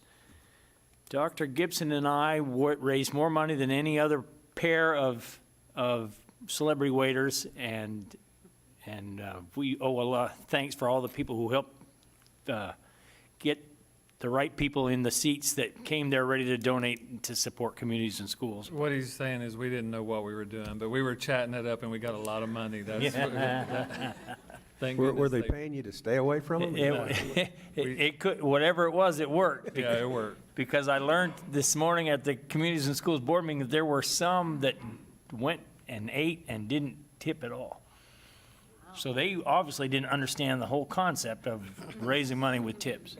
We did a good job of explaining it to the people that came, and they came ready. We raised $4,500, I believe, in tips. Yeah, so that was a very productive evening. And you always need to have something you can fall back on. Yeah. I took off the next day to Maryland. My brother retired from the Air Force, so I didn't make it to any of the TASB events this time. We did have a call board meeting earlier this month, and then I was drafted to fill in and support. There's a fundraiser for DECA by the chamber Friday, week and a half, 2 weeks ago or whatever it was. So I got drafted to golf, and I got to play golf and raise funds for DECA, and it was a very successful event. And wherever I get called to support, I'll raise my hand in support. Tri-County Chamber Luncheon last week, the Chamber Luncheon this morning, and then I also got to contribute. I got the privilege of being flocked. So my chief financial officer secured it that we won't get flocked again because she paid that ransom. I think most of us have been flocked. Ms. Seaver? So I guess within 2 or 3 days of being sworn in, I was taken to Tassa Tasby. And Dr. Gibson walked me into the new trustee room, threw me in, and I'm pretty sure he was standing on the other side, blocking the door, wouldn't let me out. I was in there for 6 hours. It was a good experience. There was a lot of good stuff to learn from that. It was good. It was good. I've continued with the CAC and the DIC. Those, I think, are great committees, district committees. There's a lot to be learned from those. I think if you want to know the pulse of our district, I think you really can get a good feel for how things go around here in those meetings. And I think it's great. The Community Advisory Committee, I think, is a really good one for community members. And I know we don't have many out there, but put a plug for that because that is a great committee to be in. Have done some high-level rounding. Have enjoyed those as well. Did the luncheon with Jerry today. I did the coin toss this past weekend with Stosh Boyle. He's the mayor of Cibolo, and he will also tell you that he is a product of our educational system here in the district, so he's very proud of that. So I was glad to talk to him about that. And maybe tomorrow I'll do another high-level rounding. Also attended the TASB conference as well as some football games, but just one thing I hadn't gone to before, we had a inter-district, I guess, swim meet about 3 or 4 weeks ago at the pool, and it's the first one of those I'd been to, and just kind of exciting to see those kids. 'Cause I know in the old days they used to tell us that I guess they had to get up at 3 or 4 in the morning to go to their practices, and Scott, just hate to put you on the spot, but how many kids do we now have in the swim program, just ballparking it? Yeah, so 120 total with the 2 high schools. I mean, that's a phenomenal number, and I think too. Then you see a lot of those swim teams practicing there, which again, anyone would tell you the success of our high school programs a lot of times are dependent upon how BBYA does and some of these other select programs. So you're seeing a lot of kids swimming, and so I think that's just a good example of kind of a partnership that we've entered into with the city, so that we all get more bang for the buck, and having a pool that we probably wouldn't have gotten by ourselves, but by participating with the city, we both win. So that was just something unique to see. Can I add? And I forgot, but Mr. Perkins going on and on about all these things that he does, and going on about raising all this money. The Education Foundation will have their casino night this Saturday night. It's like 5:30 dinner. They have the casino, and it's a great night. And I know the staff members for the school district have a discount for their tickets, and I know I'm going to see all of y'all there. And I know I'll see all of these guys there. But anyway, Saturday night. Thank you. Be there. Well, I'm going to have Dr. Edwards buy me some tickets since he gets a discount. That's why I'm going to buy him 2 tickets. Just It's about giving. It's not about taking. It's about giving. 2 tickets. I'll take 2 tickets at regular price. You don't have to show up. You don't have to buy 2 tickets. If you buy 1. Oh, no, I'm going to buy 2. Well, buy me 1 while you're at it. Okay. I don't think we, since the last meeting, Rose Garden, that was we at the Rose Garden, right? Ribbon cutting ceremony. Tri-County, went to Tri-County. Dr. Gibson and Mr. Perkins went to a football game or 2. I had an opportunity to go to Hispanic Heritage presentation over at Cibolo Valley with Mrs. Diaz. Several kids gave presentations on Hispanic role models. And then I had the opportunity to attend with several Teachers of the Year to Top Workplace at the JW Marriott. And it was very delicious. And it was a very good presentation by Intergage, about culture and how that's important. And I think much of what she said, 90% of what she said, we're trying to do or duplicate right here in Schertz-Cibolo Independent School District. So I think we're on the right track. So congratulations to executive leadership team and Dr. Gibson for a job well done and being another top workplace for 5 years running. Thank you. That was good lunch. What's good lunch? You don't get bacon in your peanut brittle every day. Nope. Filet mignon. Ooh. I'll stop there. Next, we will have new business. Dr. Edwards, report of the 2018-2019 District Strategic Plan and Scorecard. Thank you, President Westbrook, Dr. Gibson, members of the board. So for the last couple of months, we've had an opportunity to talk about our scorecard process, and we wanted to go over just a kind of a refresher on some of those and then actually break into Priority 1. This is the month for our Priority 1 report. What's interesting is in August we talked about kind of the how, the why, the what of the scorecard and how that aligns with some of the other district operations with district improvement plan, and it drives some of the other things. Since then, as Mr. Asbeck mentioned, they had an opportunity to present together at Schertz-Cibolo-Universal. From that, one of the things that was mentioned was a scorecard. We've had several districts that have contacted us since then wanting to know more about the scorecard. So we've kind of shared some of those things with them, and they've really found that process interesting and intriguing, not only of how it drives our operations, but also how you guys tied it to the superintendent appraisal and some of those things. So it's really generated a lot of positive interest in the district, but also outside of the district. So what we wanted to share tonight, we've gone over these things as a group with the belief statements and some of those kind of different comments tonight. Tonight is about below the surface, and we use this graphic a lot of times. What you're going to hear from several of our teammates tonight is what's going on below the surface as it pertains to our scorecard and some of the results of that.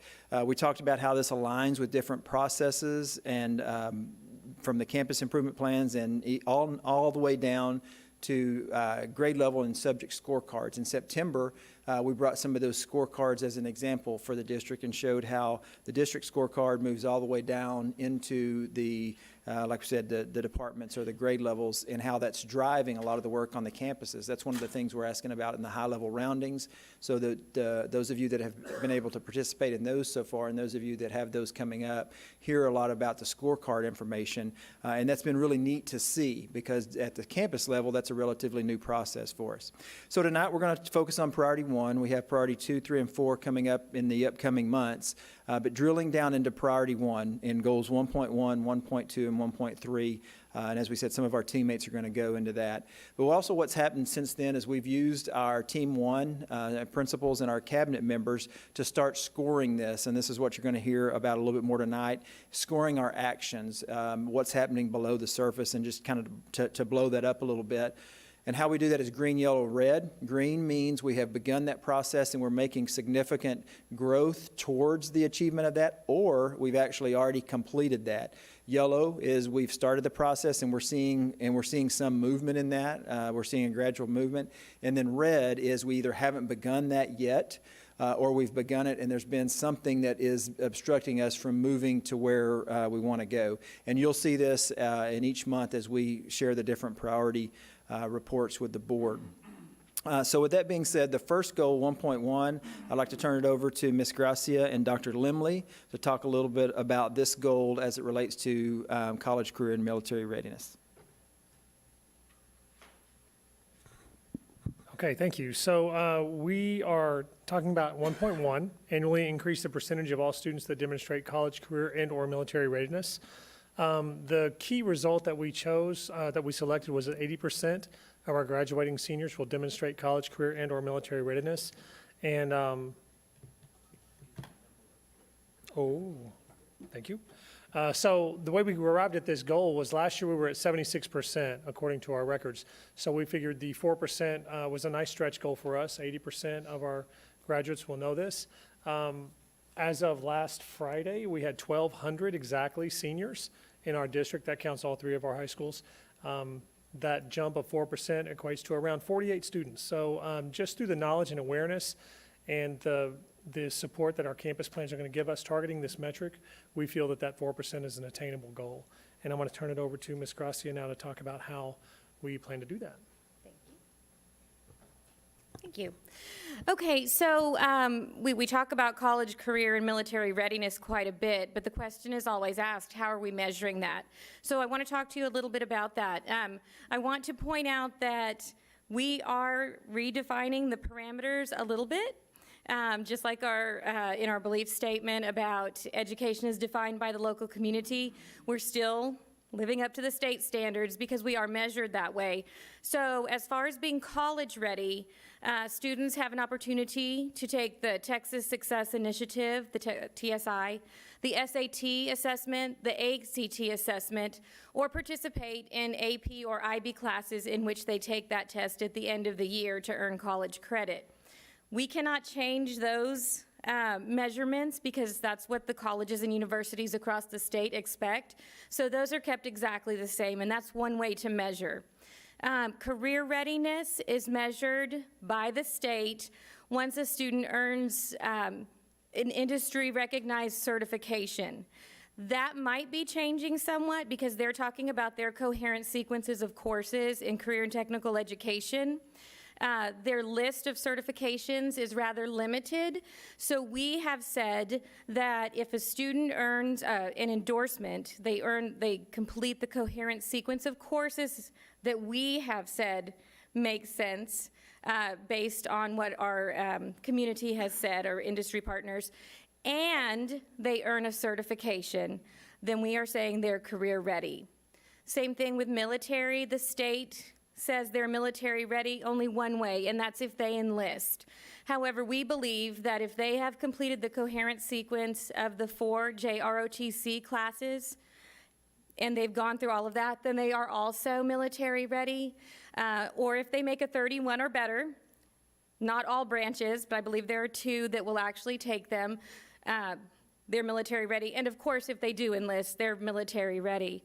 And just like Dr. Lemley was saying, one of the ways we think that we can increase this number by 4% is really just a teach piece, is making sure that the teachers, the administrators, counselors, and students are aware of how they're being measured. And I can tell you that it's in the counselors' plans. I've spoken to many campuses, it's in their plans as to how to target some of these goals. Next up is Ms. Goldhorn and Ms. Kovacs. Hold on one moment. What about, for the ASVAB, it's 31 plus. What about for is there any standard they need to meet for the TSI, SAT, ACT? Yes. So with AP, they have to get a 3 or better on the exam out of 5. With IB, it's 4 or better. ACT is 19 in English, 19 in math with a 23 composite. SAT, 480 in English or 520 in math.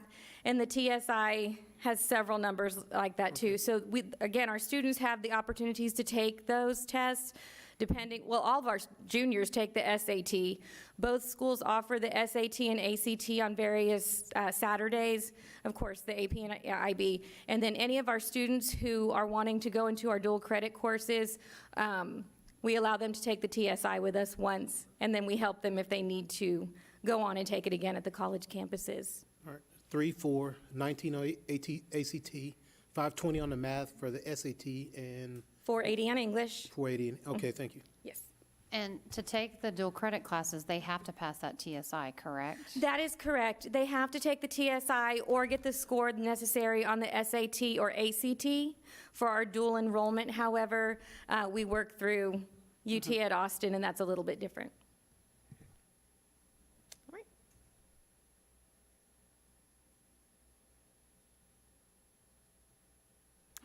We'll be addressing Goal 1.2, annually increasing the percentage of students reading on or above level in all grades. This is 2 parts in regards to our annual results. We'll be looking at the grade span of pre-K 2, and then we'll also be looking at grades 3 through 10th, focusing on STAR. So first of all, we're going to be looking at data in order to stay on target with our goals and our results. We'll be first looking at the universal screener that we just implemented this school year. We are in the midst of the beginning of the year screener, and that window closes on October 19th. Once we get that data at that point, we'll be having some district and campus discussions with looking at that data through the format of professional learning communities. We'll also be looking at common unit assessments, which are also underway. We'll be looking at those results, analyzing those results, and then looking at resources that our campuses, grade levels will need in order to do that reteach piece. And then also looking at the spiraling content that will be addressed throughout the year.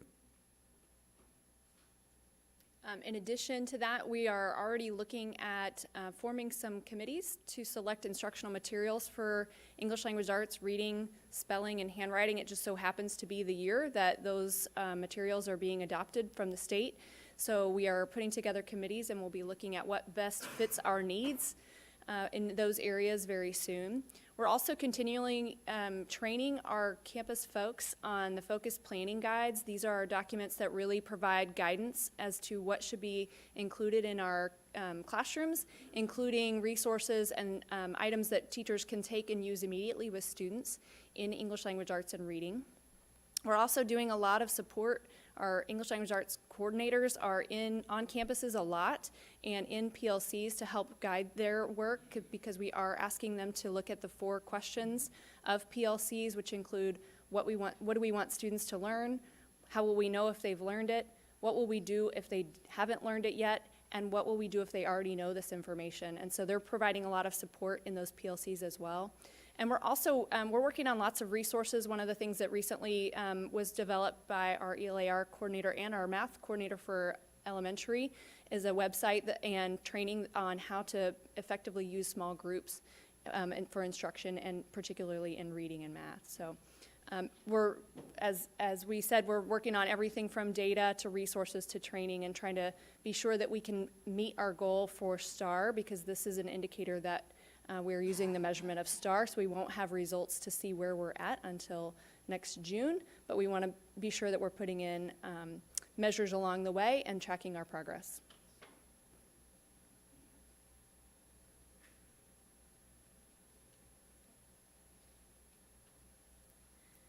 Okay, and now I'd like to talk to you about Goal 1.3, that all students will exemplify the traits of a graduate. So as I listen to our student reps every month, I really think to myself, wow, we're already doing this. We have dedicated ourselves to this priority of ensuring that our students do, by the time they graduate, exemplify these 5 traits of a graduate. We've listened to our community members. We've listened to the local businesses that say they need soft skills. We've listened to the colleges that say they need these scores. They need to be prepared academically. And we've listened, like I said, to the community. I see it every month, and I see it on the campuses. So I know it's happening, but I think with this goal, we're being more intentional. So during the academic school year, this 18-19, we have said by the end of the year, all students will have exposure to what the traits are. It's really a teaching year. So it's about using the common language and terminology. It's about teaching. Our counselors are going in. They've submitted plans. They're going into guidance lessons and other groups and teaching our students what the traits are, using the language, like I said. We will start tracking the data so we can start measuring. And then we'll determine some outcomes for the next few years. We do have a 4-year plan in place, and as you can see just at a glance, the teachers will start to implement some lesson plans within their curriculum also. So it will continue on, not just as a teach piece, but measure how they're exemplifying these traits. So like I said, the counselors are teaching through guidance lessons, administrators, coaches, teachers, sponsors, coordinators, SCUC staff, they're all using the language. We've had many examples of this. I was just talking to Coach Lenhoff. The coaches at the secondary campuses have gotten the signs of the traits of a graduate. They're in either the locker room or the weight room. I know that administrators are using this terminology. Teachers are pointing it out in the classroom. You know, you did a good job. That's a great way to be a leader. On social media, you can see the hashtags all over the place. Excuse me. Hashtag skilled communicator, etc. We're also working with the instructional model team under the direction of Ms. Kovacs, so they can assist us with actually implementing lessons into the curriculum for the teachers. And finally, we'll be measuring that through Panorama, which originally we talked about being a behavioral RTI screener. However, it's also an SEL measuring tool. So we're able to submit custom questions. And in addition to that, some of the questions that they have, of course, measure the traits of a graduate. So we will have a way to measure that. So at this time, we'll take any questions you all have about Priority 1. Any questions? I've got one. Go back to 1.2, if you would.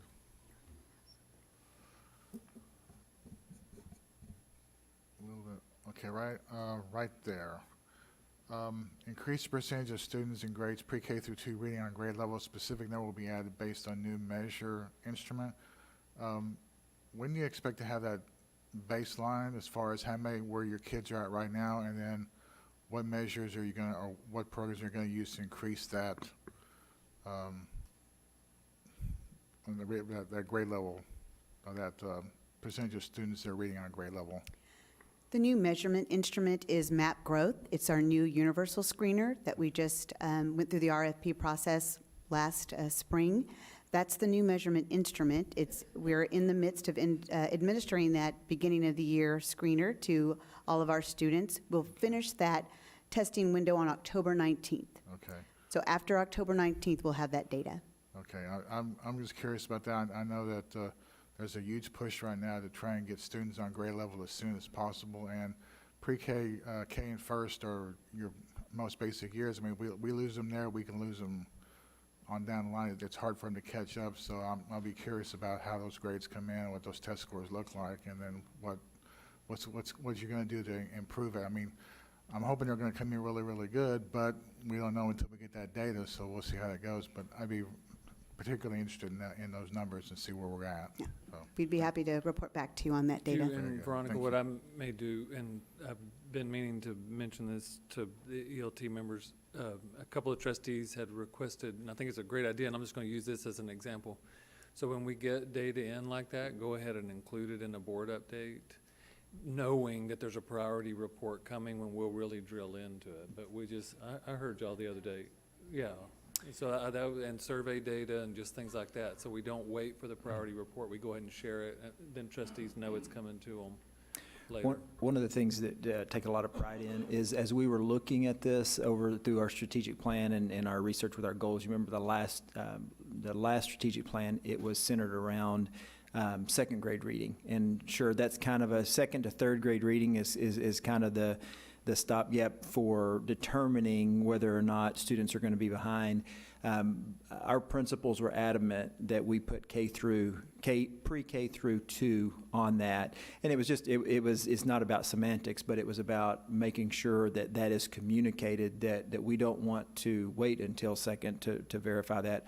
And although we've used iStation data and we shared that every year, pre-K, K1 and 2, as we were reviewing that goal, it's good that we have it specific in writing and that we're going to measure all of those grade levels and use that not only for summative but also formative processes along the way. Yeah, and so I just want to be clear, I mean, y'all look at a lot of numbers all day, every day, so I'm not talking about all of those. I'm talking about the ones that we're talking about here, these bigger, higher level numbers that if we wait, all the way until there's a priority report, it's already kind of been around the district rather, for 2 or 3 months. So let's just go ahead and share them with board updates and see if they have questions, and we'll pick them up later. We can do that. One of the issues that we're going to be facing is, of course, our at-risk population has certainly grown. And, the criteria, again, those are the students who are going to be,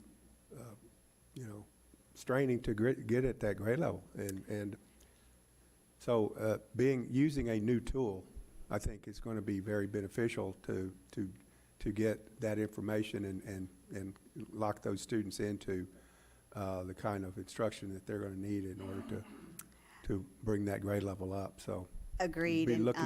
Very much looking forward to seeing the numbers there. And would like to share with you, we just had a district improvement planning meeting this morning with Mrs. Maloney, Dr. Lemley, Cassandra Gracia and Kelly Kovacs and myself. And one of the things that we have planned for Tuesday at our curriculum and PD PLC with all of our principals is to print, I think Cassandra is going to be printing out on a DART report of all of our at-risk kids for each campus. Yeah. We'll be looking with the help of Paige Maloney and looking at our funding sources for that to determine how are we spending our dollars on our at-risk students, because we know that that is a growing number. Yeah, and the thing about it is, you know, working with test data, you know that the one of the surest ways to bring up the test data, the number, is to pull up the bottom.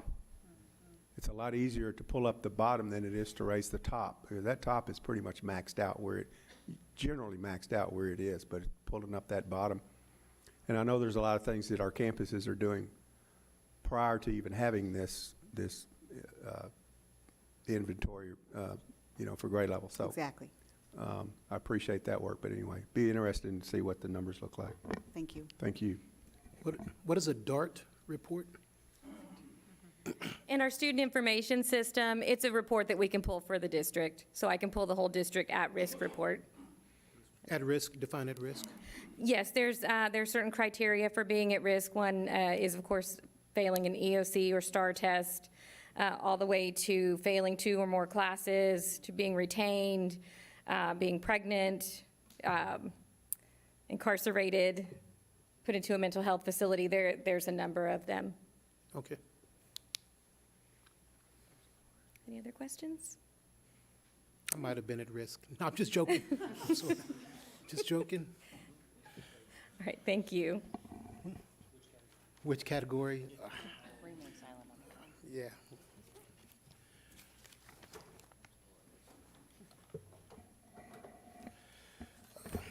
Next, we will have Mr. Pruski and J.D. Mosley, construction update.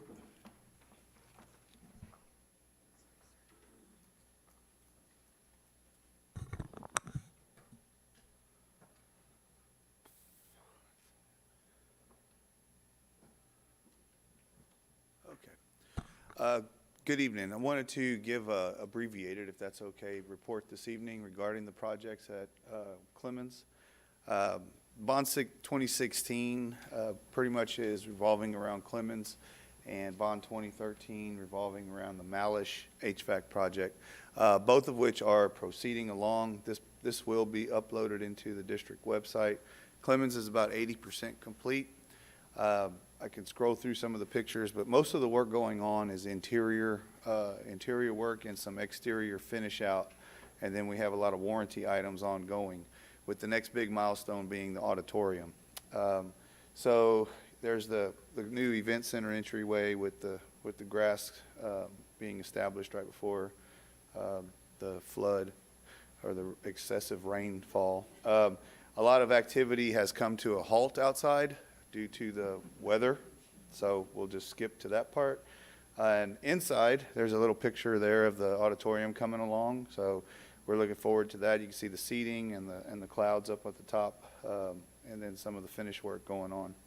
And then, like I said, inside, there's a lot of work going on the interior. It's kind of dusty, dirty, and they are making progress through there. This was one of the days where the sun was actually out. The piers for inside the new area there in the gym, in the old auxiliary gym, the piers are set for the structure to start being built there. Again, this will be culinary and some of the other career and technology courses, namely HOSA and some forensic science areas. Some piers outside for the west stair enclosure. So basically to the left is the baseball field, and we're going to enclose this area for access for students. Technology is moving through as well with the phone replacement. Phones are on order, network equipment's on order. And 2013, as mentioned, the HVAC replacement for Pascal and Malish. Pascal is on hold, and Malish is moving forward, looking to be completed. That's Pascal. Let's go to Pascal. Pascal, we're on hold. There's Malish. So there, Dr. Gibson, there's your corridor with the curtains and everything. So they're moving forward and hoping to be complete at some time before Christmas of this year. Wanted to bring, going back if I could, wanted to get out of here, come on. So with Clemens, wanted to make the board aware of a situation that we have recently become aware of that may impact budget on this project. So along with the band hall renovation, we're in conjunction with that, but also with the base project, that being the Clemens. So this is kind of gets a little muddy here, and I'll try to clear it up. Part of the project scope on the Clemens renovation and addition plan, the original plan, was to go above at the top of the band hall and power wash the walls and get some of the grunginess out. So, for instance, that should be white up here where the little windows are, and you can kind of see that it's kind of a gray. This is a stucco facade, and some of the areas there, if we were to power wash, there would be no more stucco. So when we learned of this through the investigation and through some testing areas, we're looking at then coming back and doing this with a metal wall panel that will match the existing project scope like you see on the auditorium and the other side. So these metal wall panels in the middle, we're looking at coming back and doing the same. Now I've lost track of which one I was on. But anyway, you get the idea. So this is an area here above the existing kitchen. So here's the kitchen. So these walls that go along the back, and then here's the band hall. So this actually wraps around. Here's the new auditorium, the tall structure. So what we have here is more than likely a change order to the project, depending on the cost that will come back. So I'll keep the board informed on how this goes and the costs that are there, but I wanted to make you aware of that recent situation. There's no structural concern. This is more of the exterior, but if you are familiar with stucco, it's the wire mesh and the plaster and the little aggregate in the back, and if it starts getting exposed, you start losing that and you start introducing water into your building, which is not a good thing. So we're trying to be as fast as we can on this. So wanted to be open and transparent onto that. Wayne, can I ask you, right there in that picture, in that back way, are we still doing the walkway across Yes. upstairs? Yes, So that's that that'll- mud picture that was in the Clemens. I just knew that way, yeah. This area right here, where Okay, the yes. equipment is, it's kind of messed up. Is it upstairs or downstairs? It'll be a second story to second story connector Okay. covered walkway, but we'll also have a first floor Oh, that's good. walk path there Yeah, as because they're well. all walking around. Well, Yes. it's under construction right now, but This will be the connection point if we could get. I just couldn't remember if there was problems if we were still doing that or not. We have the challenges there of the utilities in Oh, that's ground right. there. So every utility known to any building is inside that, and we probably hit most of them through the Oh, my testing God. holes. So, yeah, fun times. But we are working through that, and it will get resolved. But that's pretty much the report for tonight. But I wanted to make you guys, the board, aware of the situation there with the exterior. So what may happen is the change order will take place for that upper area, but it not be included in the band hall project, or it could be separated out as well. So we're gonna be working through that in-house as well. Any further questions? Thank you, sir. Thank you. Next, we will have a board member summary of the board member annual training report. Per local board policy BBD, we're on page 79. Announcement of the status of the annual board member continuing education training shall be made annually at the last regular board meeting before the district's uniform election date, whether or not an election is held. This required report will be placed on the agenda of the regular board meeting in October and will reflect the reporting period of November 17 through 2018. We go to page 80. Annual announcement, everybody, all members have exceeded their required hours. The only exception was Letitia Sever, but it's not required because she was appointed to the board on September 18th and has not yet served one full year. You go down to page 81, the hours are disaggregated into Tier 1, Tier 2, Tier 3, and Tier 4. Are there any questions? Discussion? Just one comment. Letitia and I are thinking the same place. Place 4. Just Well, nitpicking. Letitia should be place 3. What place? Oh, it is place 3. Looking at the first page. There's just a Page 80. I'm typo, nitpicking, it's place I 3. admit it. Priscilla, did you catch that? It's just a typo. Okay, all All right. right, I know. I'm nitpicking, so. So who's in 3? Me? No, Oh, you're, I'm in 4. She is. Yes. she's in 3. Letitia's in 3. I used to be in 3. Any other discussion or questions?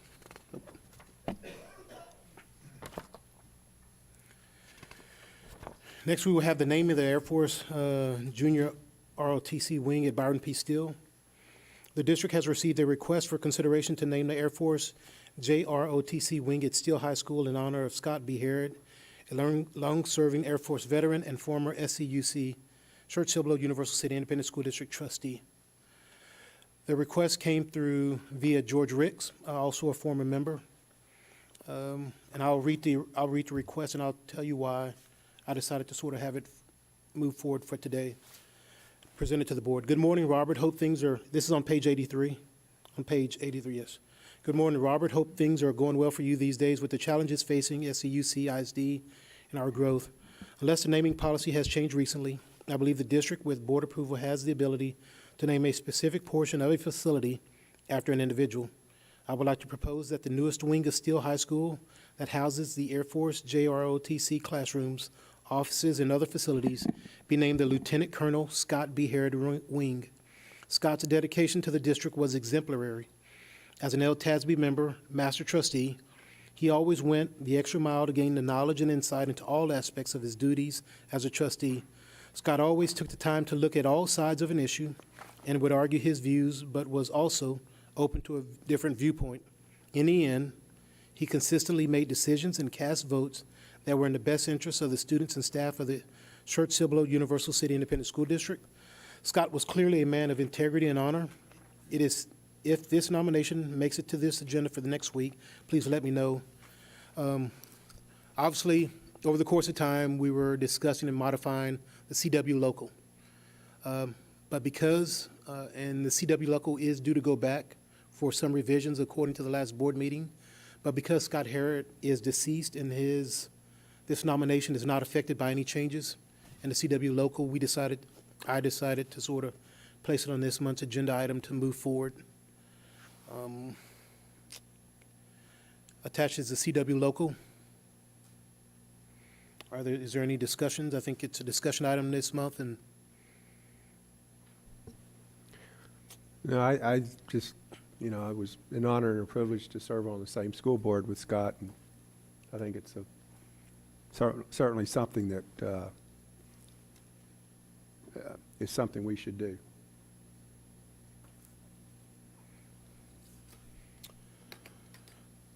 this just is a discussion item. When I first came on, he was a mentor. He was about as level-headed as they they come. Even members to this day, if you go to Tacit Tasby, who served with him in his leadership Tasby class, still remember him, and for his, his knowledge and ability and stableness. I don't think I've ever heard anybody say anything negative about Scott. So, from my standpoint, I'm all in favor of moving forward with this. I was going to say, I didn't serve with him, but he got off right when I was coming on, and I couldn't ask for a better mentor. He met with Jerry and I after we were elected and went over how what publications he looked at, how he stayed atop of anything. I joined some of those and get those in my email updates, and I know the Air Force honored him as well. For his service, and didn't they name something? Am I right? It was similar to this. It's similar, yeah, that's what I thought. So even though I didn't serve with him, I think this is a great honor for him to remember him by. Any other discussion? Yeah, I'll just say, I agree with all that was said, and certainly think it's warranted. Just want to make sure we're consistent. So when we, from a policy standpoint, and I admittedly didn't look at the policy before this, but so when we got this request, was that before or after we started the process of changing the policy? Former trustee John Carew asked for the CW local policy to be addressed, to address basically naming portions of a building or campus after deceased. That started the process.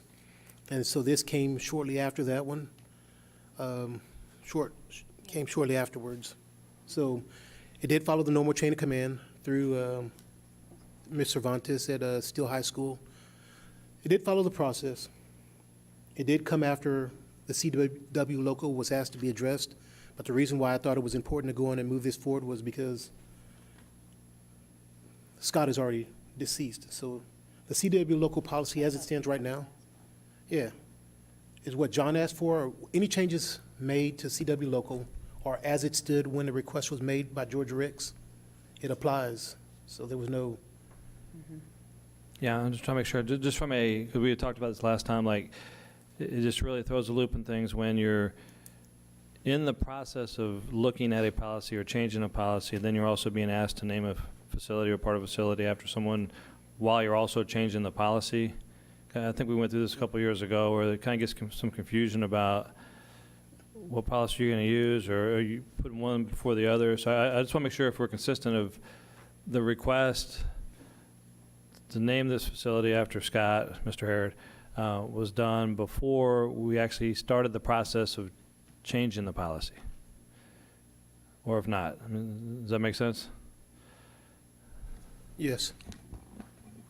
So I'm asking. Well, I don't want to get in the ditch on this thing, but I thought we talked about this last month, and I didn't see a whole lot of fire to change CW local. In fact, my recollection of the conversation was, no, that wasn't going anywhere. So, and I believe I heard Dr. Gibson say he wasn't going to put it on the agenda again.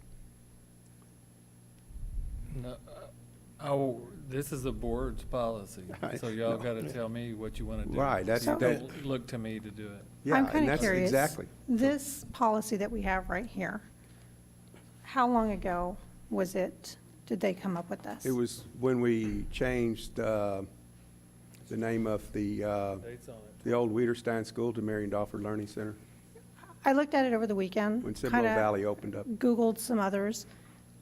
I think we've grown in a way that this is not necessarily as comprehensive as I think it could be. At any point, has there been any discussion about going in and actually changing a lot of this stuff here? Because what I'm seeing is it's talking about how we name a junior high still. And I thought last month, as I was sitting on the other end over there, there was discussion about we should be changing some of these things. Yeah, so some of the, going to your questions and Gary's questions were, yes, CW local is back to committee level currently.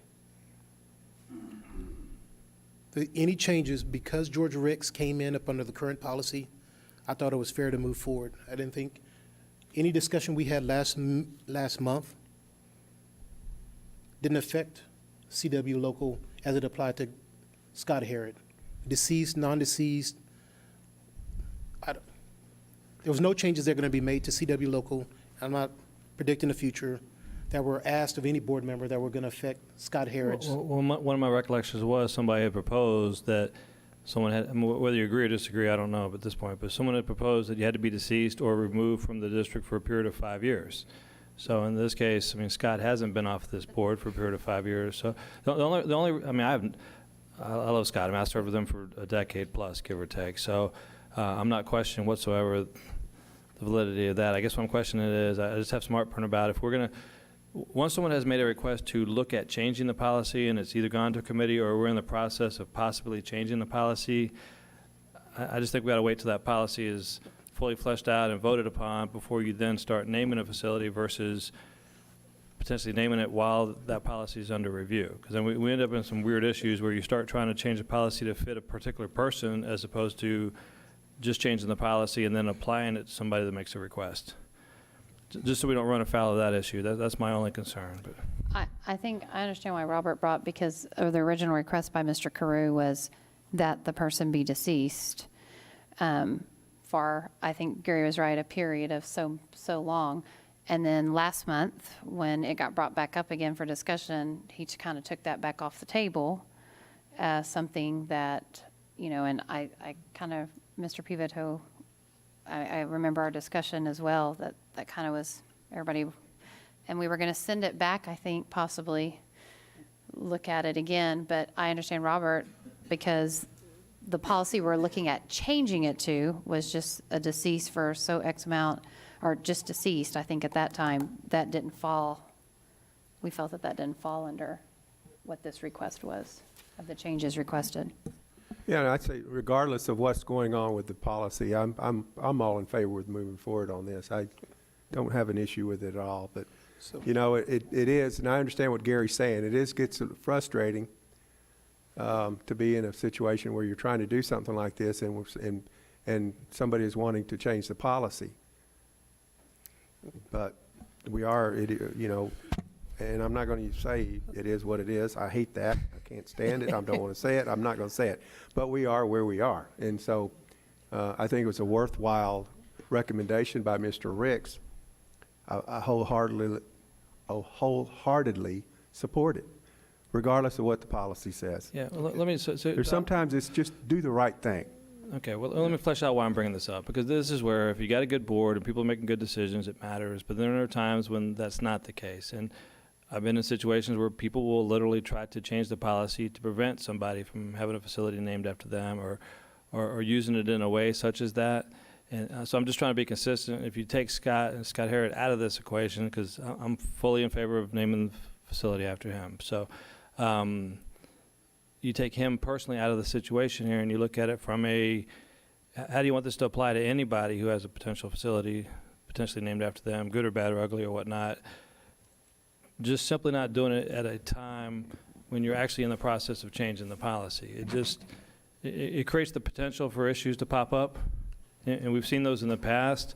And it may not pop up when it comes to Mr. Harrod, but from keeping it consistent year in and year out, I think personally we've changed this policy way too many times. We ought to put something in there like once this policy goes in place, you leave it for 10 years or something. I mean, it's quite honestly, we've probably changed this policy 5 or 6 times over the years, which is naming a facility for crying out loud. It's just not the biggest thing we're going to do here. But so my only concern is just trying to take the politics out of, because while this may work perfectly okay in this situation, trust me, the biggest issues we've had since I've been on this board are naming facilities. It gets really kind of nasty from time to time. And so I just want to make sure the policy is consistent with what we're actually doing so we don't run into any problems in the future. That's my only concern here. That's fair enough. I do think there's a policy committee. When's the next policy committee, Priscilla? The next policy committee meeting is going to be held on October the 23rd. Okay. So let me just, this is me, Dave, you may disagree, and that's fine, but just, so when do we expect the policy committee to come back and us to make a final decision on our naming policy? No, yes, currently it's Dr. Patrisky. Oh my goodness. Mr. Finley. Mr. Finley and myself. So we're on the policy committee. It's the meeting's the 23rd.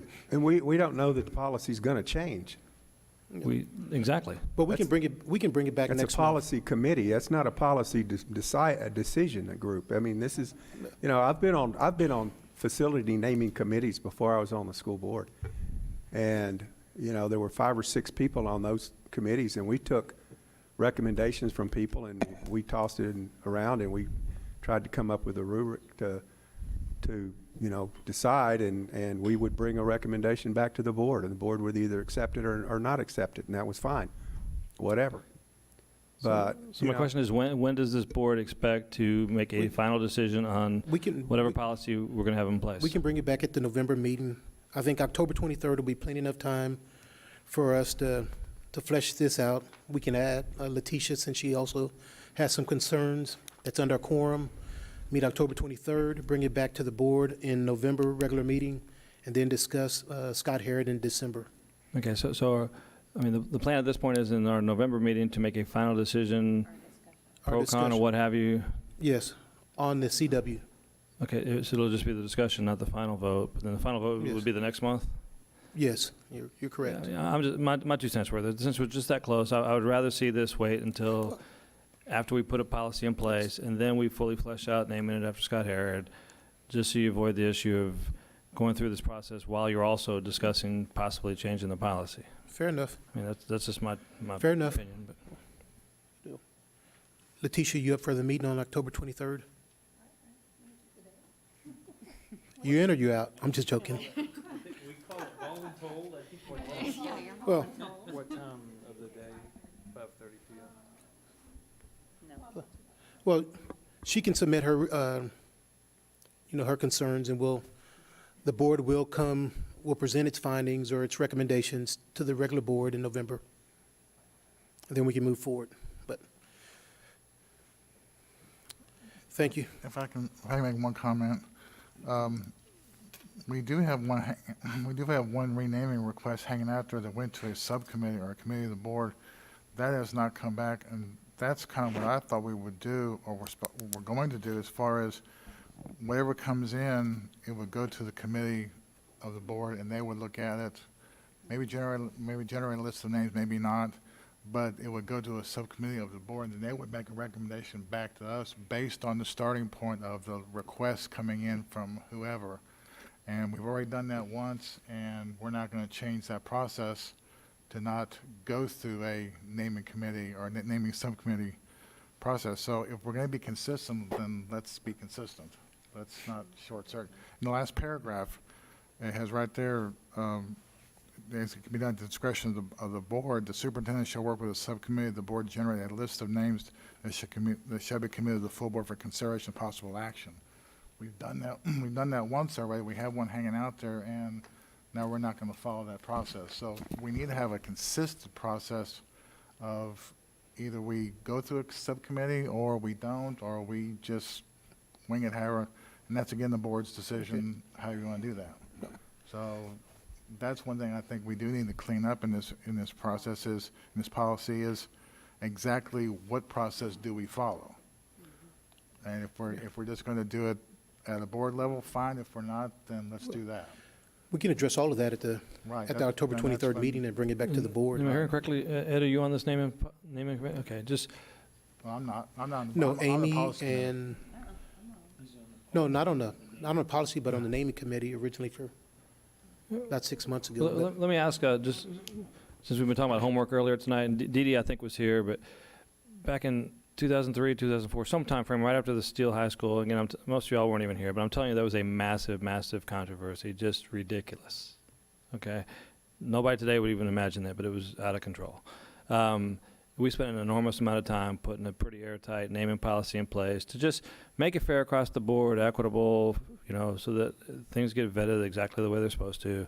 For whatever reason, that policy just went away, I think, one day. I don't know why, but just if you guys could somehow research back and just pull that up and just take a look at it and just see, because there was something I know as a board we put a lot of time into it to try to prevent any of this animosity or craziness that happens from time to time. But yeah, I think in light of Scott, and I think he did a wonderful job for this district. Again, you don't want to put anybody out there that all of a sudden gets somehow caught up in the craziness that doesn't really deserve it either. We've seen that in other districts. We've seen it here. Sometimes through our own making, because we're doing it in the middle of a policy decision or whatnot. So that's the only reason I'd love to see us put the policy in place first, and then do this according to that policy, just to in a sense, make sure we don't have any kind of strange things taking place. That's consistent. We'll be consistent and show, an appropriate level of transparency. So we'll go through the process as is. We'll meet with the CW, with the policy committee, and then we'll bring it back to the board, and we'll move forward after that. So if there's no other discussion, we'll move forward, and the policy CW local will be in November. Next, we will have Dr. Carla Burkholder and Matt Rivera to discuss the interlocal agreement between Education Service Center, Region 20, and the Schertz-Cibolo-Universal City Independent School District. Thank you, President Westbrook, Dr. Gibson, and members of the board. This is an interlocal agreement between the Service Center Region 20 and the district for fiber and internet-related services. Our participation in the consortium will provide us a fiber connection to the service center and internet service, including but not limited to a 10 gigabit backbone network between sites and additional services. The funding will be provided from the general fund, and part of it will be eligible for reimbursement through E-rate. This will be at a cost approximately half of what we pay currently for internet service. This is for discussion only, and any action items will be brought to you at a future date. Any questions? Was that 10 or 100 gigabit? 100 between hub sites. We have two 10 gig connections here. Okay. So basically, we're going to increase it by fivefold. Yes. We're going to go from 20 to 100. Is there a backup to this? If this one goes down, do we have any kind of a backup? Well, if this one goes down, we'll revert back to the service that we currently have. Okay. We would have to rebid, I'm sure, and. No. I mean, if it actually goes down. Oh, yes. They've got it back, Is- they've got it backup taken care of. Okay. Yes. Because internet service goes down all the time and just have a secondary, okay, I'm fine. We actually have Thank you. two connections. If one goes down, we automatically go to the other one. Okay, very good. Oh, thanks. Any other discussion? Will this, Dr. Burkholder, will it definitely be back next month? The agreement or the MOU? I'm going to Interlocal. defer to Matt on that question. Our legal review's been completed, and it wasn't before when we submitted this, but it has been now, and there's no objections. It is a minimum of a 4-year obligation up front, but considering the savings due to the volume of all the different member districts participating, the savings are very significant, and the 4-year risk is just so they can build their infrastructure to provide the services across Region 20's region. Yes, sir. So there's two items that were being considered for consent agenda, I think, and the naming of the wing will not be part of that. It's what I've already heard. Yep. And so then I guess the question is this one, is everybody okay with this one? I'm okay. I don't, Is that cost correct? Yes, that is correct. And that's guaranteed if we should stay with it for 10 years. That's guaranteed for 10 years. Wow. That's good. It is good. That's a very good price. Yeah, I would concur. That's excellent. well, we can put it on the consent item, and then if anybody desires to pull it, you can always pull it. Fair enough? And since the only person who knows what Dr. Burkholder's talking about is giving his blessing, I guess we'll. It's not a negative. It's not a negative. It's not a negative. All right. I mean, I don't know whose arm you twisted to get that kind of a price, but I need that person to. I mean, that's good. I'll give the service center all the credit for that. Yeah, major kudos. Thank you. Next, we have action items. Consent agenda, page 104. Yeah, Mr. President, I don't necessarily need to pull an item, but I did have a question on one item. Which one? About the approval of conditional gifts. Matt, I guess for some reason, I didn't think we could take conditional gifts, but apparently that is the case. That Or was page, the I don't know. change in the policy, the donation, the CDC local. We made that change through the policy committee that anything that was going to be, that's a gift made conditional, I mean, where they're saying it has to be made for the CTE program. Right. That anything over 2,500 we would bring back to the board. Okay, yeah, I guess it always made sense, but I guess in the past, if somebody made a gift, I mean, I just thought from a vendor, a citizen or whatnot, couldn't donate something and then tell us basically where it had to go? That's changed to some extent?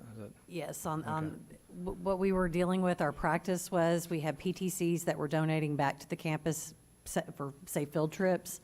And so we needed to get our policy in line with what our practice was. And sometimes the volume would be, I mean, a PTC could donate back to the campus $8,000 to $10,000 for something such as field trips, and that is conditional. And so we were needing with that kind of stuff coming back into the campus, we were needed to make our policy consistent with what our practice was and things that we were accepting. And you can get around that wording, but not really. I mean, if you're giving back to a campus, that is a conditional gift. Right, okay. Just curious. There's no need to pull it. Can I have a motion for the consent agenda? Mr. President, I move the Board of Trustees approve the consent agenda as presented, A through G, on page 104 of the agenda Second. packet. It's been a motion and a second. Any further discussion? All those in favor, raise your right hand. All those opposed have the same right. Motion passes 7-0. Other action. Request for board action, budget amendment number 2 for the purchase of equipment, remodeling at Clemens High School, and a new serving line at Watts Elementary as part of Texas Department of Agricultural plan for reducing excessive operating food service fund balance, presented by Paige Maloney. Yes, thank you, President Westbrook. This item is our second budget amendment of the school year, and it is to come from the food service restricted fund balance in order for us to do equipment purchases and remodeling at Clemens High School and remodeling and purchases at Watts Elementary in the child nutrition program. And the budget amendment is attached. You'll find it on page 175. Yes.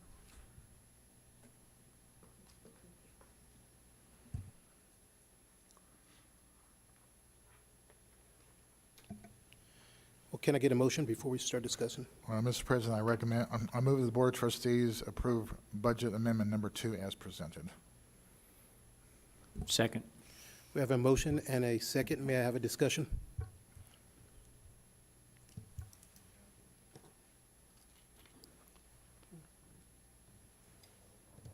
No problem with it, Ed? Nope. So the food service balance that you said, that's a restricted? It was restricted. We're going to commit it now to these projects. Okay. So that we're able to move forward.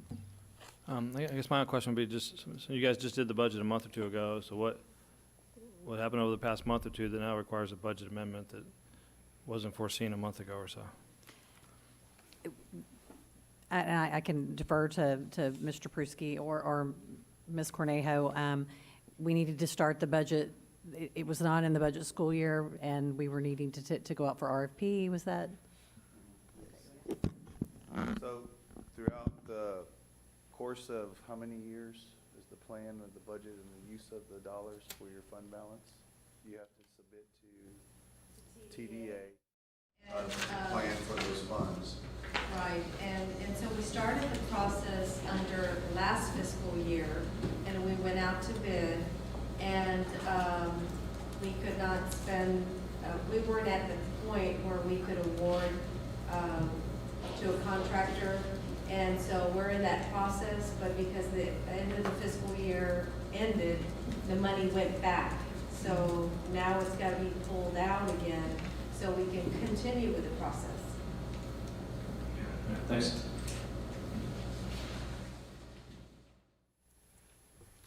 Basically, it was always restricted. Now we're just unrestricting it a second time so you can actually spend it.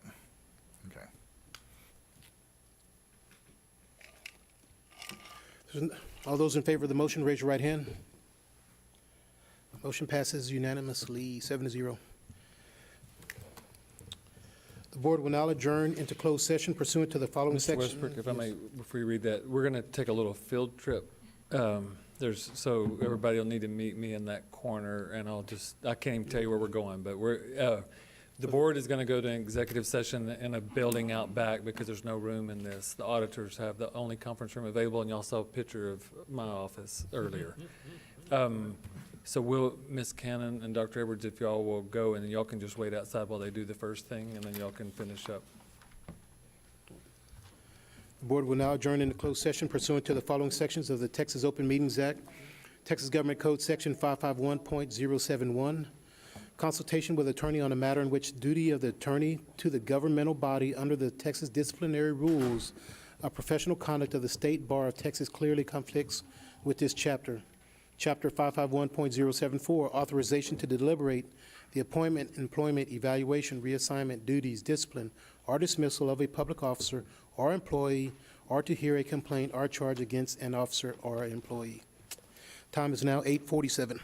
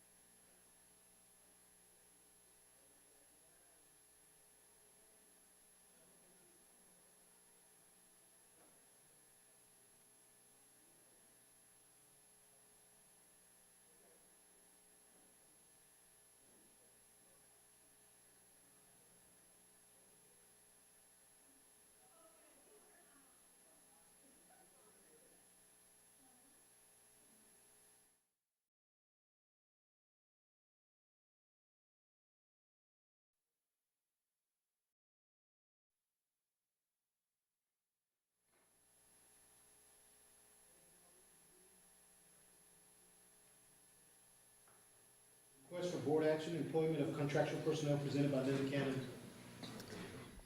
Yes, the positions on the appointment list as presented in closed session are replacing positions for the 18-19 school year. Can I get a motion? Mr. President, I move the Board of Trustees approve the employment list as presented of contractual personnel for the 18-19 school year. I second. We have a motion and a second. Any discussion? All those in favor, raise your right hand. Motion passes 7-0. Request for board action, discussing and possible action regarding finding that good cause did not exist for a contract teacher's resignation and seek possible sanctions presented by Linda Cannon. Yes, on written complaint by the district, the State Board for Educator Certification may impose sanctions against an educator who's employed under contract but failed without good cause to perform the contract. Do we have a motion? Mr. President, I move the board accept the resignation and find that good cause did not exist for Timothy Olson to resign during the school year and to authorize the superintendent to seek possible sanctions for abandonment and untimely resignation of his contract with the TEA, Educator Certification and Standards Division pursuant to policy DFE, legal and local. I second. We have a motion and a discussion. Any motion and a second. Any discussion? All those in favor, raise your right hand. Next, we will have Mr. Perkins for the review of board agenda, planning calendar, and request for future discussion and action items. Oh.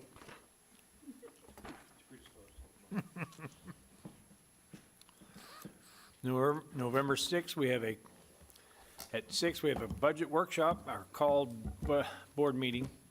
November 13th, it will be our regular board meeting. And November 29th is a budget workshop or called board meeting.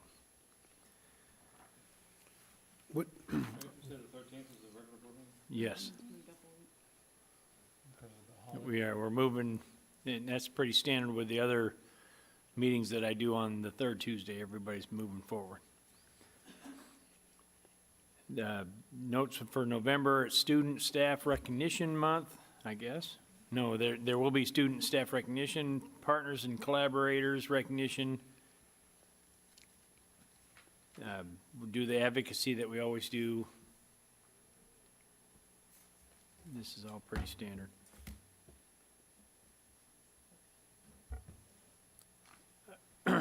It all looks pretty standard. I do want to highlight that the first campus chat of the school year for communities and schools is at Clemens on the 26th, 11:30. November? No. October 26th? Yeah, so a week from this Friday. And we want to start the year off right, so if you can think of anybody that is interested in being a mentor or would like to be a mentor or a donor for communities and schools, that's a great way to get a one-on-one with kids that are going through the program at our campus. And let's not forget that David told us that there's a casino night October 20th. on the 20th. Saturday. What day was Meet the Candidates? October 29th. Yes. There's local meet the candidates. The chamber is doing Meet the Candidates tomorrow. Where's that at? That's at the community center, right at Schertz Community The Center? Schertz Civic Center. Civic Center, right across the hall from where we had lunch today.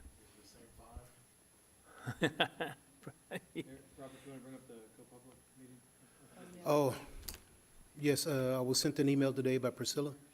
Ms. Seaver indicated she was attending along with Yes. Ed Suarez. Ed Suarez, Yes, okay. sir. Also, because they were going to discuss the history of Go Public and the history of the School Board Coalition in Bexar County, it was just, I know Ms. Seaver was going to show up, I just didn't know if anybody else was going to show up to sort of provide some historical context to the whole, our participation, to our school district's participation in the Bexar County Go Public. And so, October 24th. 24th, but I believe there was going to be a separate meeting for that. Oh, was there going to be a separate Yes, meeting sir. for that one? Okay. What time was the meeting, October 24th? 5:30, I believe. 5:30? At Edgewood Independent School District?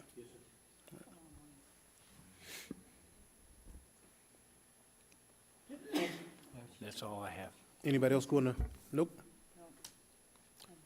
All right. If there's nothing further, I guess we could adjourn. You didn't quite make it to midnight. We have a motion and a, meeting is now adjourned at 10:27.